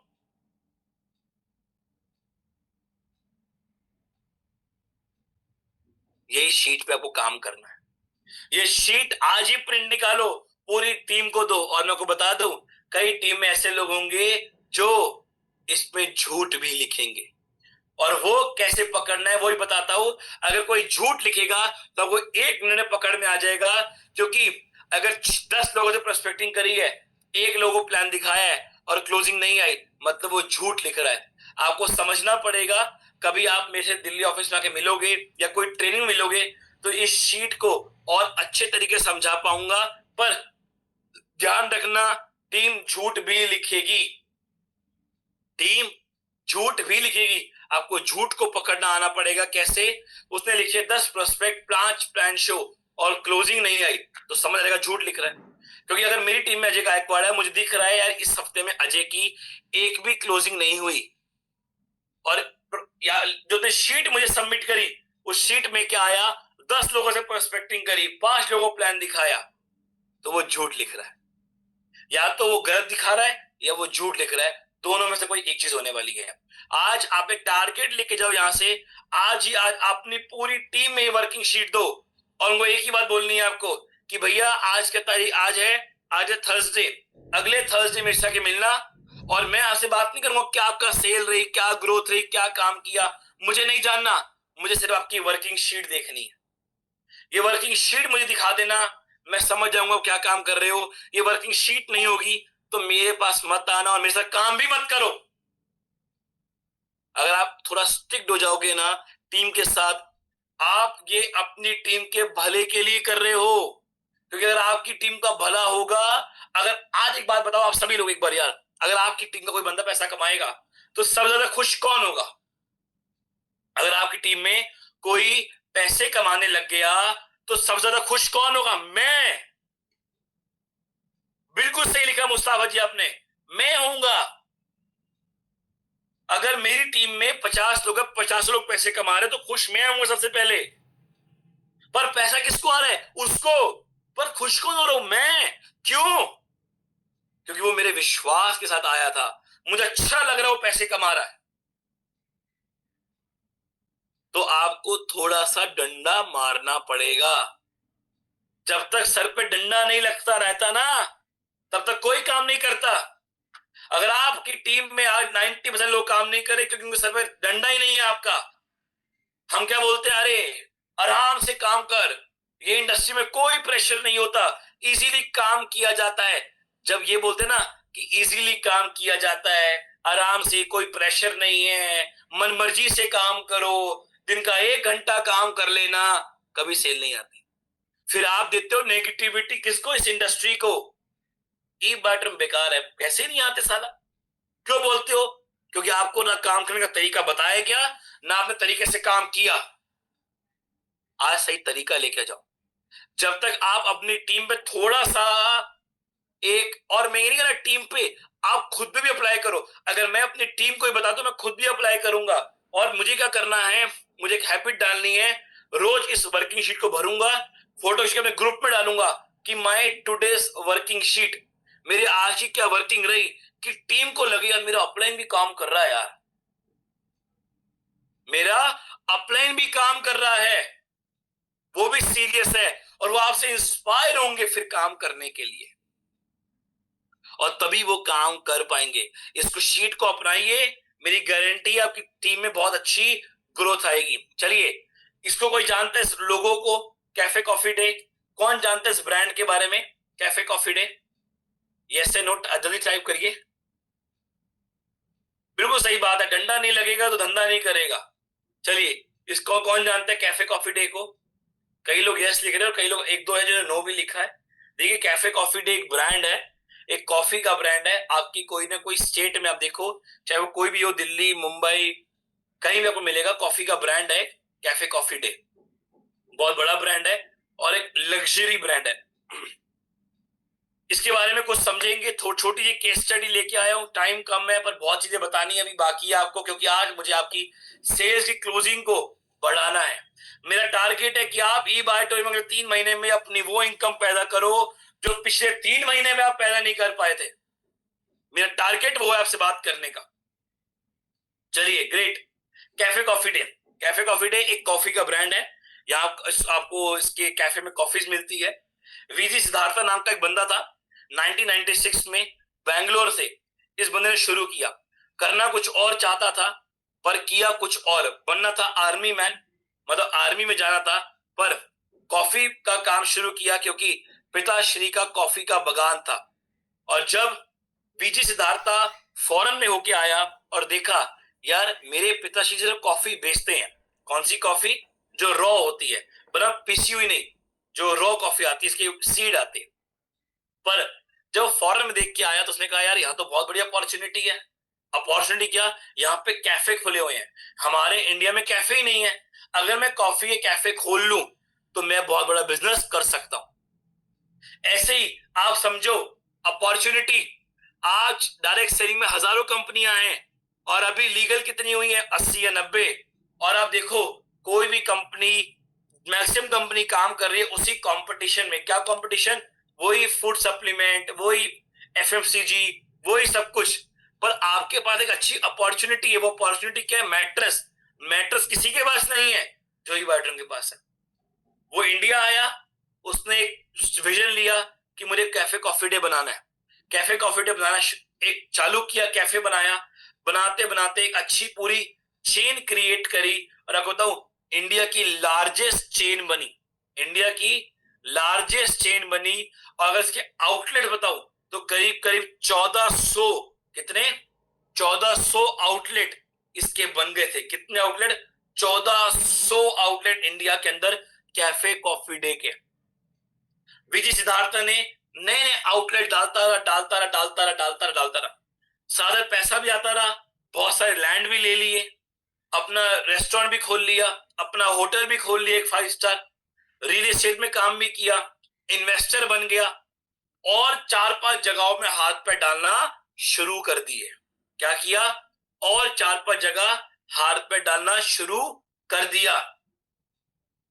और क्या किया कि मुझे एक बड़ा ब्रांड बिल्डअप करना है, मुझे खरबोपति बनना है। अब 4-5 जगह हाथ डालते रहे, नए नए कैफे कॉफी डे के स्टोर खोलते रहे, नए सीसीडी के स्टोर खोले, नए सीसीडी के स्टोर खोले और खोलते रहे, बड़ा बिजनेस बनाना करते रहे। पैसा बहुत आने लग गया, पर ये भूल गए थे कि उधार ले लेके बिजनेस चला रहे थे। और एक समय ऐसा आया 2019 में जब 7,000 करोड़ का कर्जा हो गया। कितना? 7,000 करोड़ का कर्जा हो गया उसके ऊपर। माय डियर फ्रेंड्स, फिर 2019 जुलाई में जब लगा कि मैं कर्जा नहीं भर पाऊंगा, तो 3 महीने बाद जाके उस बंदे ने कर्नाटका में एक झील में कूद के सुसाइड कर लिया। 2 दिन बाद जाके बॉडी मिली, शेयर गिर गए, पूरी मार्केट डाउन हो गई, लोगों ने गालियां दी, परेशान हो गए क्योंकि बैंक करप्ट हो चुका था। कहा 1996 पे करोड़ों की कंपनी बनाने शुरुआत करी थी, कहा 2013 तक ये कंपनी करोड़पति बन चुकी थी, हजारों करोड़ की इनकम थी, नेटवर्थ थी। पर 2019 ऐसा आया कि 7,000 करोड़ का कर्जा हो गया। वो कर्जा क्यों हुआ? वो कर्जा हुआ क्योंकि धंधा तो करना था, पर पैसा कमा तो रहा था, पर पैसा बचा नहीं रहा था। और माय डियर फ्रेंड्स, पैसा कमाना और पैसा बचाना दोनों एक कला होती है।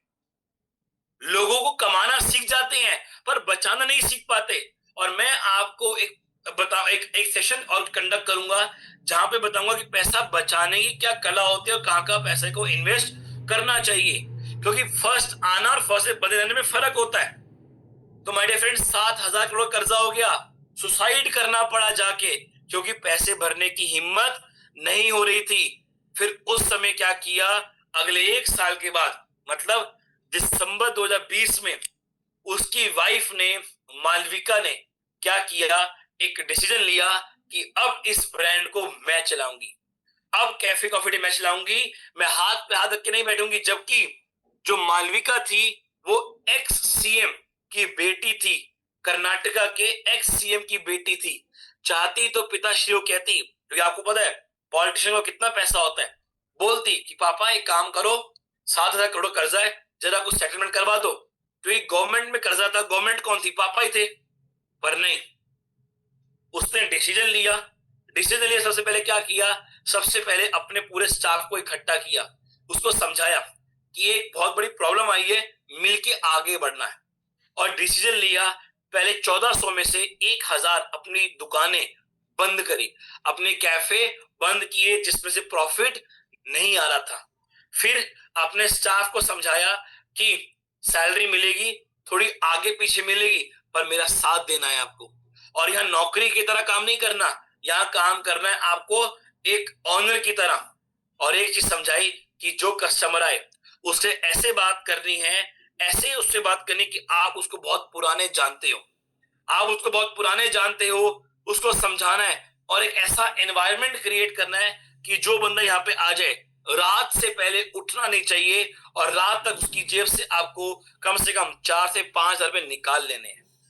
ये करते करते करते माय डियर फ्रेंड, 7,000 करोड़ से उसने कर्जा खत्म किया। और आज 2023 तक कर्जा रह गया कितना? सिर्फ 3 साल। 2020 में लिया तो 21 में शुरू किया, तो 21, 22 और 23, मतलब 2.5 साल में लेडी ने सिर्फ कितना करोड़ कर्जे पे ले आई? सिर्फ 1,297 करोड़, 1,297 करोड़, बस इतना कर्जा खत्म कर दिया सिर्फ 2.5 साल के अंदर। और यही अगर मैं आपको बताऊं, अगर यही डायरेक्ट सेलिंग में कोई होता और आज ये कंपनी प्रॉफिट में चल रही है, मतलब लेडी ने 4-5 साल में 7,000 करोड़ का कर्जा खत्म कर दिया बीपति का अपने, क्योंकि अपॉर्चुनिटी थी, सिस्टम था, बस उसको थोड़ा समझ के ठीक ठाक करना था। माय डियर फ्रेंड्स, ऐसी ई बाइटम आपके पास है, एक सिस्टम है, एक अपॉर्चुनिटी है, आपको करना क्या? उसको समझना है, हार नहीं माननी। जिंदगी में अप और डाउन आते हैं, जिंदगी में अप और डाउन आते हैं। अगर डाउन अगर आप हार मान के बैठ जाओगे तो जिंदगी में आगे नहीं बढ़ पाओगे। पर जब हार आती है उस समय आपको ये डिसाइड करना है कि मुझे अब क्या करना है अपने धंधे को आगे लेके जाने के लिए, अपनी ग्रोथ को बढ़ाने के लिए।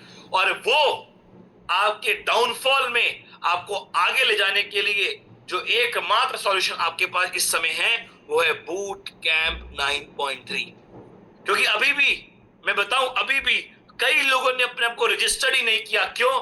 क्योंकि उनको लगता है कि मेरे पास बहुत ज्ञान है, मुझे जरूरत नहीं है, और उसी वजह से आज ग्रोथ नहीं होती। जिंदगी में अप और डाउन आते हैं, ग्राफ ऊपर नीचे होता है, पर अगर इतना आप टेंशन ले लोगे और हार मान जाओगे तो कभी भी ग्रो नहीं कर सकते आप लोग। अगर आप ग्रो करना चाहते हो, आगे बढ़ना चाहते हो, तो आपको अपने आप से, अपनी प्रॉब्लम से लड़ना आना चाहिए, और उसके लिए सिर्फ एक ही है, आइडिया इंप्लीमेंट करना। और वो आइडिया इंप्लीमेंट तब होगा जब आपके पास वो नॉलेज होगी, तभी आपके आइडिया दिमाग में पैदा होंगे, और वो नॉलेज के लिए आपको बूट कैंप में आना पड़ेगा। पर अभी भी हम सोच रहे हैं कि हम क्या 304 रुपए खर्चे या नहीं खर्चे। My dear friends, last of the session, golden rule of sales. एक बात जानना चाहूंगा, आप में से कितने लोग हैं जो गोल्डन रूल ऑफ सेल्स समझना चाहेंगे? जल्दी से, लास्ट टाइम जा रहा है, 9-7 हो गए, 7 मिनट वैसे ज्यादा ले चुका हूं। लास्ट लूंगा, आप में से कितने लोग हैं जो गोल्डन रूल ऑफ सेल को समझना चाहेंगे? सभी लोग रिप्लाई करेंगे, देख पा रहा हूं कितने लोग भी हैं, 665 लोग हैं, सभी को रिप्लाई करना है। अगर आपको गोल्डन रूल ऑफ सेल चाहिए तो आज की आज, यस एवरीवन। तो माय डियर फ्रेंड्स, जो गोल्डन रूल है सेल्स का, बता दूं, वो गोल्डन रूल है सिर्फ एक चीज, स्माइल। सिर्फ चेहरे पे एक मुस्कुराहट। जब आप किसी से मिल रहे हो, किसी को बात कर रहे हो, माय डियर फ्रेंड, आपकी स्माइल है होनी चाहिए चेहरे पे। कई लोगों के चेहरे पे ऐसी उदासी होती है कि उनकी जिंदगी मनुष्यत में जी रहे हो, और जब आपके चेहरे पे मुस्कुराहट नहीं होती, लोग पसंद नहीं करते आपको। मुझे एक बात बताओ, आपकी शादी है, स्टेज पे खड़े होकर फोटो खिंचा रहे हो, उदासी वाली फोटो खिंचवाओगे क्या? नहीं, मुस्कुराहट वाली। क्यों? कि फोटो अच्छी आए। जब एक फोटो के लिए मुस्कुरा सकते हो तो जिंदगी में मुस्कुरा के देखो। और मैं आपको बताऊं, सेल्स ये बहुत बड़ा टॉपिक है। स्माइल मेरे लिए बहुत बड़ा टॉपिक है, स्माइल।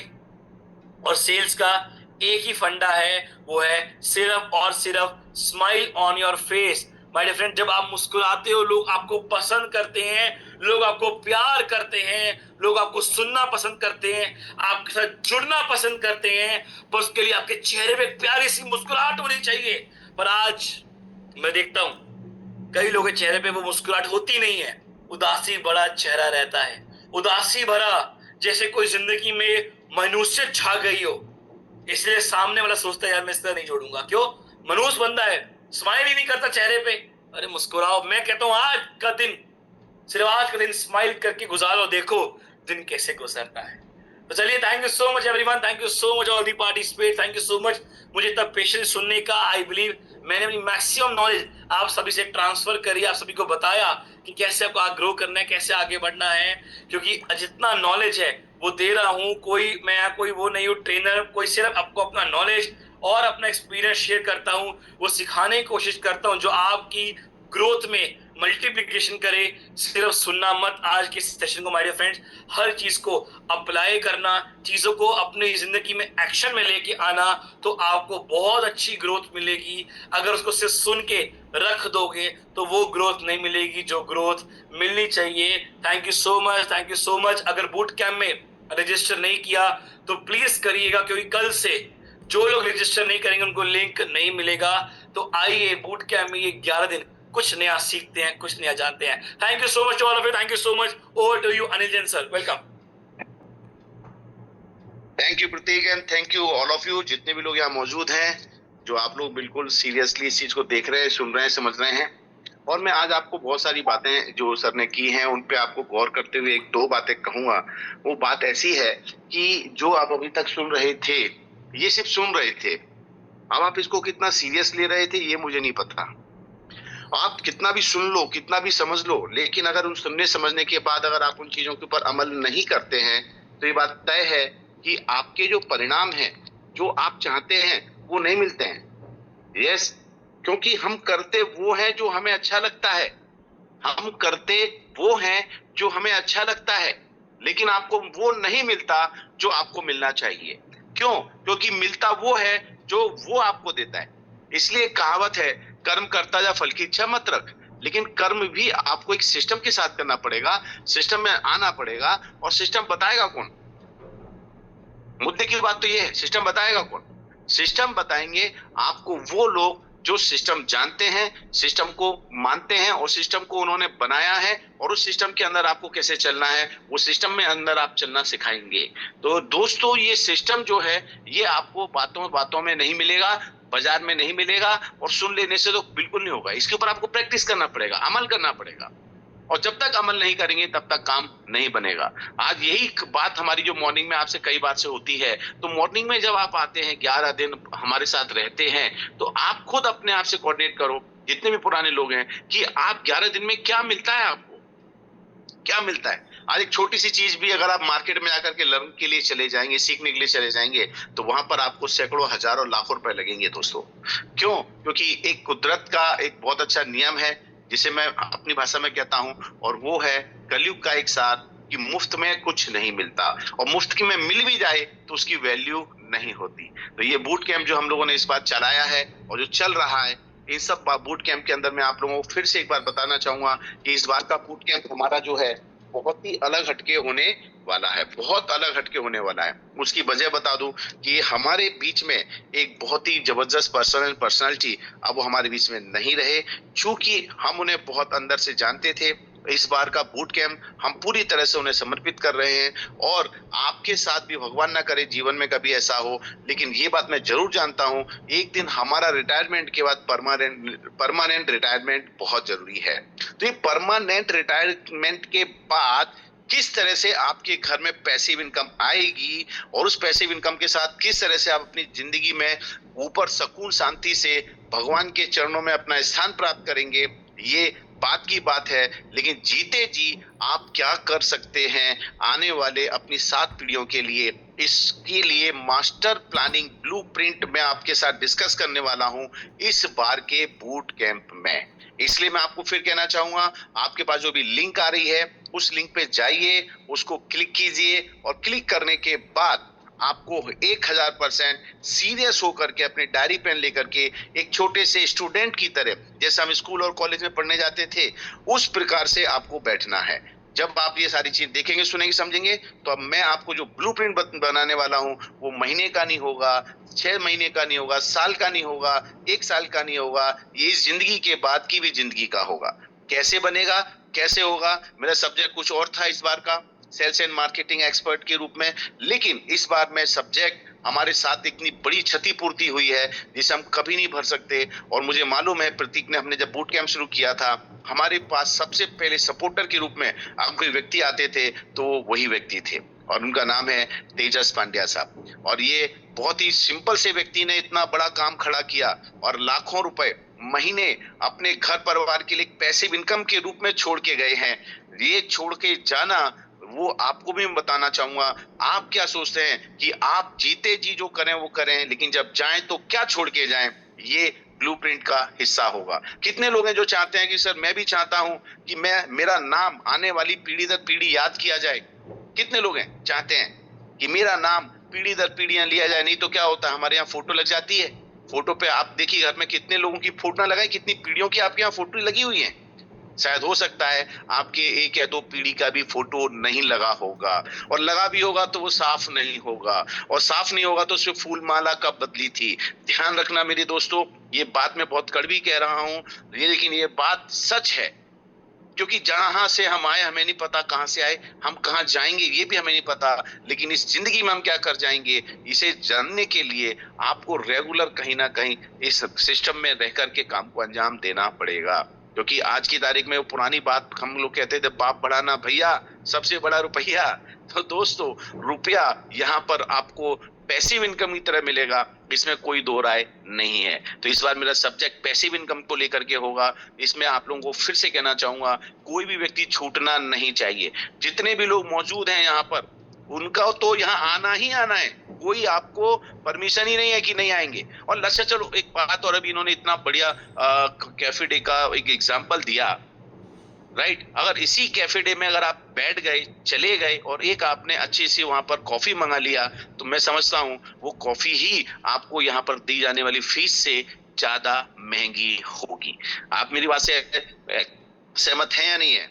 अगर सहमत हैं तो मैं इतना ही कहूंगा कि हम 6 पैनलिस्टों के साथ बैठ करके आप कॉफी पीजिए, कॉफी आप खरीदिए, कॉफी आप पीजिए, बट लेकिन हमारे साथ में 11 दिन कंसिस्टेंट रहिए। अभी तक हम लोग 2 दिन, स्पेशली कल का ही दिन हमारा था, लेकिन चूंकि हुआ ये कि कल हमारे बीच में से क्षति हुई और उसकी हम पूर्ति कभी नहीं कर सकते, इसलिए आज हम लोगों ने फिर से आज सभी लोगों को यहाँ पर आमंत्रित किया है। और आमंत्रित करने का मकसद एक ही है कि हम खुद चाहते हैं कि जिस प्रकार से आज तेजस पांड्या साहब ने मेहनत किया फील्ड के अंदर अपने परिवार के लिए, अपने सपनों के लिए, और उन्होंने बहुत कुछ जिया है, बहुत कुछ किया है, वैसे ही मैं आपको कहना चाहता हूं आप भी अपने परिवार के सपने पूरे करें, अपने सपने पूरे करें और आने वाले टाइम में मिसाल कायम करें कि नहीं हमने कुछ किया है। लेकिन एक बात बताऊं, कंपनी भी लंबी चलनी चाहिए। तो आज मैं आपको दिल से ठोक के, सीना ठोक के बोल सकता हूं, क्योंकि ई बायोटोरियम वो कंपनी होगी हिंदुस्तान की जो सबसे ओल्डेस्ट कंपनी बनेगी। सो जल्दी से जल्दी जाओ, अपनी अपनी लिंक आपको दी गई है, लिंक पे रजिस्ट्रेशन करो, और यहाँ पर लिंक पे रजिस्ट्रेशन करने के बाद आप एक डी टाइप करो, डी। यस, मैंने डन कर दिया है, मैंने डन किया है। अभी के अभी बताओ मुझे, हम भी यहाँ देख रहे हैं, हम ये देख रहे हैं कि कितने लोग वास्तविकता में पैसिव इनकम के लिए इच्छुक हैं, कितने लोग चाहते हैं कि अपने परिवार के लिए बड़ा काम करके जाएं। अंजुम जी हैं, टीके शुक्ला जी हैं, रविंद्र पवार जी हैं, लक्ष्मीकांत जी हैं, मोहन भाई हैं, विकास जी हैं, इन्होंने अभी के अभी रजिस्ट्रेशन किया। नीलेश पटेल हैं, आपको बहुत बहुत शुक्रिया। अनिल जी हैं, विनय जी हैं, राकेश सैनी जी हैं, आप हरि शंकर जी हैं, पराग जी हैं, यादव जी हैं, जय जी हैं, Mustafa. Not open, link open नहीं हो रही है, कोई बात नहीं है, उसे एक बार और ट्राई करें। ऑलरेडी डन किया उनके लिए बहुत बहुत शुक्रिया, और जो डन कर रहे हैं उनको अभी मैं और धन्यवाद दे रहा हूँ। तो थैंक यू, जल्दी से जल्दी डन करते जाओ। शंकर जी हैं, प्रतिमा जी हैं। अच्छा, ये बात सिर्फ आप तक सीमित रहेगी तो काम चलेगा क्या?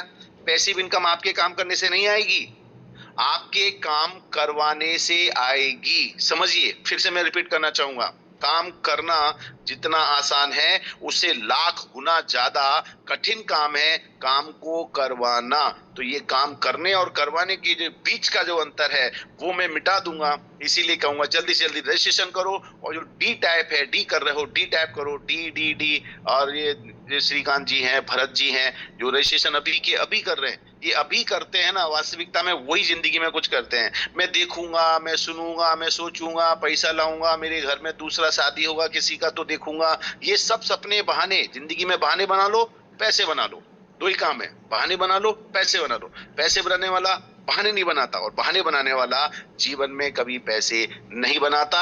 ये बात आप भी जानते हैं। इसलिए कि अभी के अभी इन सब चीजों को अंजाम देना है, अभी के अभी रजिस्ट्रेशन करना है। हमारी वंदना बहन यहाँ पर लगातार रजिस्ट्रेशन कर रही है, लिंक भेज रही है, आपको जाके क्लिक करना है। और आपको पहले भी आपके मेल आईडी पर, आपके व्हाट्सएप पे ये लिंक भेजी जा चुकी है। और बहुत ही शानदार तरीके से आज यहाँ पर प्रतीक ने बहुत सारी बातें बताई, और हम यहाँ पर कुछ लोगों की शेयरिंग भी लेंगे, और शेयरिंग में कुछ श्रद्धांजलि वाले 2 शब्द जरूर करेंगे। उसी के साथ में हम आगे बढ़ेंगे, और लिंक से आपके रजिस्ट्रेशन चालू रहना चाहिए। और हम यहाँ शेयरिंग के लिए कुछ लोगों को आमंत्रित करेंगे, प्लीज जल्दी से आए। जो लोग शेयरिंग यहाँ करना चाहते हैं वो हैंड रेज करें। Yes sir, thank you. तो सबसे पहले मैं भी यही कहूंगा कि कल का जो दिन था हमारे लिए बहुत ही, मतलब कहते हैं ना कि लॉस भरा दिन था। और तेजस सर से मैं भी पर्सनली बहुत बार मिला हुआ हूँ, फोन पे बातचीत होती रहती थी। मुझे उनकी सबसे बेहतरीन चीज, इतने सारे लीडर्स से मैं टच में हूँ, पर मैं सिर्फ शेड्यूल प्रोग्राम उनका ही देखता था। हर जगह का पता होता था, कहाँ जाएंगे, कहाँ काम करने वाले, और उनका फोटो वीडियोग्राफी, मतलब जो उनके अंदर ये एक था ना, कहते हैं कि लीडर तो थे ही, लेकिन बचपना जैसे कहते हैं ना, हर काम में ऐसे आगे बढ़ते थे। उनको लगता नहीं था कि यार मैं इस लेवल पे हूँ, मुझे ये काम नहीं करना। हर जगह का मैं लाइव चलता रहता था ये समझो प्रोग्राम। तो मुझे बहुत दुख हुआ मुझे भी इस चीज के लिए, और मैं समझ सकता हूँ कितना आप सबको भी महसूस हो रहा है। कल का रात का प्रोग्राम भी हमने देखा, मतलब सागर सर पर्सनली भी इतना टच थे उनसे। तो वैसे तो अब अच्छे लोगों को भगवान अपने चरणों में ही जगह देता है, और ये प्रार्थना भी है। और बूट कैंप के लिए मैं यही कहूंगा कि जैसे सर ने अभी बताया कि आज उन्होंने इतना काम किया कि आज परिवार को एटलीस्ट पैसे के लिए इधर उधर हाथ फैलाने की जगह नहीं है।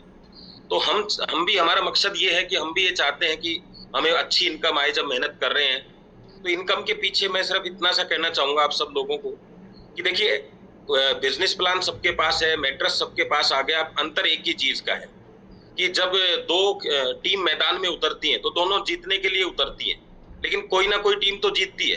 तो दोनों में अंतर क्या है? वही गेम है, वही पोल है, वही गोल है, वही लोग दौड़ रहे हैं। दोनों में अंतर क्या है? कोच भी है दोनों के पास में, सोच भी है दोनों के पास में, फिर भी कहीं ना कहीं एक टीम तो जीतेगी। और जो टीम जीतेगी इसका मतलब है कि उसका उस क्षेत्र में पकड़, उस क्षेत्र के अंदर, उस काम के अंदर उसकी एजुकेशन उस टीम से ज्यादा है। लोग तो उतने ही थे ना, टाइम भी उतना ही दिया। तो हम भी यहाँ, मैं इतना ही कहना चाहूंगा, एक कैलकुलेशन आपको बता देता हूँ। हम कोई भी सौदा करते हैं ना तो लॉस प्रॉफिट देखते हैं। अगर आपको लगता है 11 दिन को जब मैंने 304 में डिवाइड किया तो 27 रुपए रोज आया। 27 रुपए में आपको 1 लीटर घर पे अवेलेबल है, तो मुझे नहीं लगता 27 में तो समोसा भी आता होगा। ठीक है ना, डेली 11 दिन समोसे भी नहीं खा सकते आप 27 रुपए के हिसाब से। और तो मैं आपको क्या कह रहा हूं, 1 घंटे आपको वो मिल रहा है जो कई सालों से उन्होंने लिया है। मतलब क्या नहीं करना और क्या करना, ये बहुत बड़ी बात है, वरना सालों लग जाते हैं समझने में कि क्या नहीं करना। तो सबसे पहला पॉइंट तो आप ये नोट करिए। दूसरा, फिर भी हम कैलकुलेशन करते हैं और आप सब एक बार सोचिएगा कि 11 दिन में अगर हम इतना सीख जाए कि एक फैमिली बोनस लग जाए बस, तो भी भाई साहब 11 दिन में आपने 304 रुपए को डबल से ज्यादा, मतलब 10 गुना से ज्यादा कर लिया, 20 गुना 6800। किसी को लगता है मेरा तो सिर्फ 50 पीवी का ही लगेगा, तो भी 10 गुना कर लिया आप। किसी को लगता है यार मेरा तो अवेयरनेस ही बनेगा, तो भी पैसा तो वसूल हो गया। और आपको लगता है यार 11 दिन में कुछ भी मेरा नहीं हो सकता, तो मैं कहता हूं अगले 11 साल में भी कुछ नहीं हो सकता। यहाँ कुछ हो सकता है, इसी उम्मीद पे तो आते हैं। अगर ई-बाइटोरियम जैसी कंपनी में आके आज भी उम्मीद ये है कि मेरा कुछ नहीं हो सकता, तो अब भी आप सही सोच रहे हैं, मैं ये नहीं कह रहा, लेकिन ट्राई मार के तो देख लो, क्या पता 11 दिन में कुछ हो जाए। तो ट्राई करने में 304 रुपए ज्यादा नहीं है। तो आपको मैं ये कहूंगा, जितने लोग बैठे हैं ये हर व्यक्ति को ज्वाइन करना है। और लास्ट मैसेज मेरा ये है, ड्राइवरी सीखने के लिए जितना जरूरी गाड़ी खरीदना है ना, उससे ज्यादा जरूरी है ड्राइवर के बगल में बैठना। आज जो लोग इसको ड्राइव कर रहे हैं उनके बगल में तो बैठो, बगल में बैठोगे गियर समझ आएगा, बगल में बैठोगे बात करना समझ में आएगा, तब गाड़ी पकड़ोगे तो गाड़ी चलेगी। और कोई व्यक्ति आपको जिंदगी में घर गिफ्ट कर सकता है, गाड़ी गिफ्ट कर सकता है, पर कभी भी नॉलेज गिफ्ट नहीं दी जाती है। नॉलेज को सिर्फ खींचा जाता है, अर्जित किया जाता है, और वो काम आपको करना पड़ेगा। यही तो चीज ऐसी है, सरस्वती गिफ्ट हो ही नहीं सकती, लक्ष्मी गिफ्ट हो सकती है। तो सरस्वती को तो आपको खुद को खींचना पड़ेगा। तो अभी की अभी आप ये करिए, ऐसा मौका नहीं छोड़ना। और जो सीनियर पर्सन है वो भी ये ध्यान रखें कि जो व्यक्ति अगर इतना सा काम अपनी सफलता के लिए नहीं करना चाहता है, तो आप अपना टाइम खराब ना करें, कोई भी ना करे। हमें टाइम किसके लिए देना है? जो करना चाहता है, नहीं करना चाहता उसके लिए कोई टाइम नहीं। तो धन्यवाद, थैंक यू, जय हिंद आप सब। Thank you very much, thank you आपको विनीत जी, बहुत ही बढ़िया जबरदस्त तरीके से आपने शॉर्ट में बहुत सारी बातें बोली। अब मैं यहाँ पर आमंत्रित करना चाहूंगा मैडम विनोदनी जी हैं, और ये हमारे बहुत ही डायनामिक पर्सनालिटी। विनोदनी जी, आपको स्वागत है, वेलकम। Good morning sir. हमारे वॉइस आ रहे हैं आपके पास? Yes yes ma'am. Thank you sir, thank you for giving this opportunity. पहले तेजस सर को मेरा शत शत नमन और ओम शांति, उनको आत्मा को शांति मिले। और आज का सेशन के बारे में बोलना चाहती हूँ। बहुत एक्स्ट्राऑर्डिनरी सेशन प्रतीक सर ने दिया है। उसमें मुझे ट्रैफिक लाइट जो है, जो रियल लाइफ में हम फॉलो करते रूल्स, वो हमारे बिजनेस के ऊपर इतना अच्छा तरीके से समझाया है। और मैं लास्ट 1 ईयर से बूट कैंप अटेंड कर रही हूँ। मेरा स्किल्स इतना बढ़ गया है, मेरे अंदर जो लीडरशिप क्वालिटीज वो भी आ गया है बिकॉज ऑफ बूट कैंप। और मैं कहना चाहती हूँ कि हमारे जो फोन 2G थे, 3G थे, उसके बाद 4G आया है, उसके बाद 5G राइट नाउ। अगर 5G में फोन रहा तो 6G में आ गए तो भी हम ट्रांसफर हो जाते उसमें। क्यों 10,000 लगा के, 20,000 लगा के। बूट कैंप 7.5 से मैं अटेंड कर रही हूँ, एक 7.6, 7.7, 7.8, ऐसा अभी 9.3, मतलब ये 6G ओके, सो 6G में आपको एक जी 4G 3G 5G इसमें क्या क्या आपको क्वालिटीज मिल रहा है, उसके तरफ से आपको पैसे भी उतना चार्ज करते।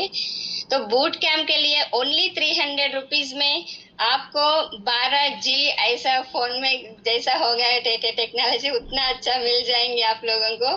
तो मैं कहना चाहती हूँ सभी को कि आपको आप एडवांस में जाना चाहते हो, ई बाइटोरियम बिजनेस में एक सेंसेशनल लीडर बन के एक अच्छा कमाना चाहते हो, आपको एक बूस्टअप एनर्जी चाहिए, आपके अंदर एक लीडरशिप क्वालिटी चाहिए, क्योंकि ये नेटवर्क मार्केटिंग सिस्टम है, इट्स आल्सो डायरेक्ट सेलिंग। यहाँ पे आपको पैसिव में मिलता है अमाउंट, पैसिव इनकम। उसके लिए आपको टीम बिल्डअप होना जरूरी है। टीम बिल्डअप को टीम को सिखाना पड़ेगा, आपको भी पहले सीखना पड़ेगा।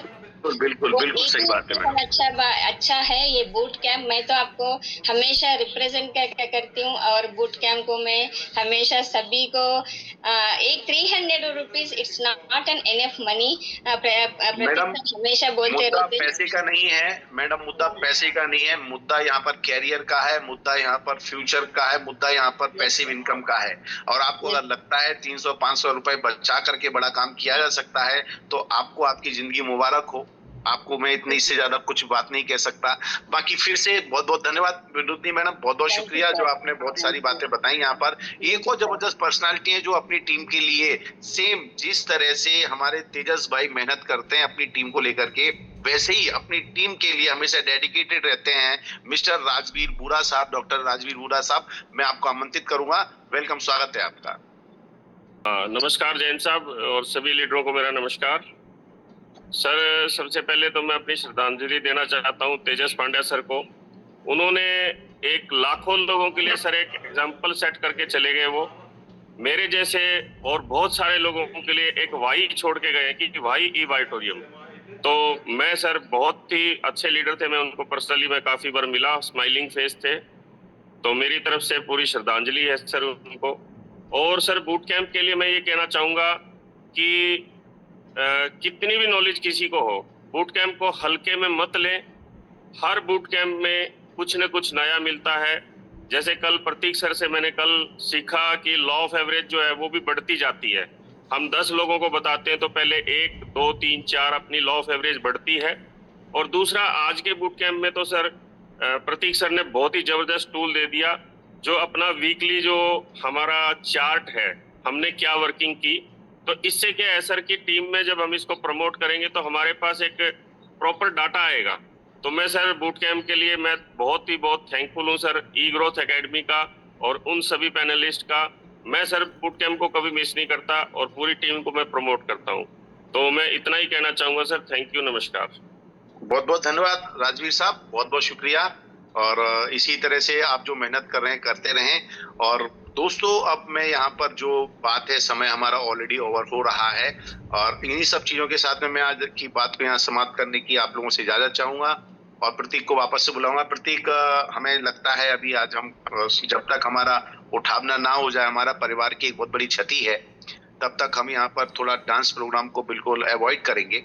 लेकिन यहाँ पर हम आज उनको श्रद्धांजलि जरूर देंगे, क्योंकि पता नहीं किसकी भगवान ज्यादा मानता हो और इतने हमारे इस बीच में जो सैकड़ों लोग हैं, किसी की दुआ भगवान से लग जाए और वो उनको प्रार्थना करे कि हमारे तेजस भाई को अपने चरणों में स्थान दें और उन्हें सद्बुद्ध मतलब उनकी आत्मा को शांति दें। तो इन सब चीजों के साथ में 2 मिनट का हम यहाँ पर मौन रखेंगे। लेकिन उसके पहले एक बात और जरूर बात कहता रहूंगा, सच्चा श्रद्धांजलि आपका तभी है जब आप उनके पथ पर, उनके रास्ते पे चलकर आप उनको फॉलो करते हैं। आप समझिएगा, फिर से मैं कहना चाहूंगा, सच्ची श्रद्धांजलि वो है जब आप उन्हें फॉलो करें, उनके पथ चिन्हों पे चलें। और सबसे बड़ा काम मैंने जो देखा है, एक छोटा सा एग्जांपल और देना चाहूंगा उन व्यक्ति विशेष का। मैंने जो देखा है वो बता रहा हूँ। वो अपनी टीम के लिए पूरी तरह से मार्केट में उपलब्ध होते थे और एक एक व्यक्ति को किट ले जा करके देते थे, चाहे वो कहीं भी क्यों ना हो। गाड़ी उनकी तैयार रहती थी और वो अकेले नहीं आते थे, अपने साथ फैमिली को लेके जाते थे। तो ये उनकी जो शक्ति और पावर है। और अपनी टीम को एजुकेट करने के लिए जो उन्होंने काम किया है पूरे गुजरात में, मैं गारंटी के साथ कहता हूं इतना काम किसी ने नहीं किया होगा। तो दोस्तों मैं यही कहना चाहूंगा अपनी टीम को बिल्कुल एजुकेट करने के लिए, ये पहली कड़ी में आप जुड़ जाइए। शुरुआत करते हैं बूट कैंप से हम लोग, और अपनी मैक्सिमम अपनी टीम के लोगों को इसमें शामिल करना है, और हम फिर वो कर दिखाना चाहते हैं जो वास्तविकता में हमारे परिवार वाले भी हमसे चाहते हैं।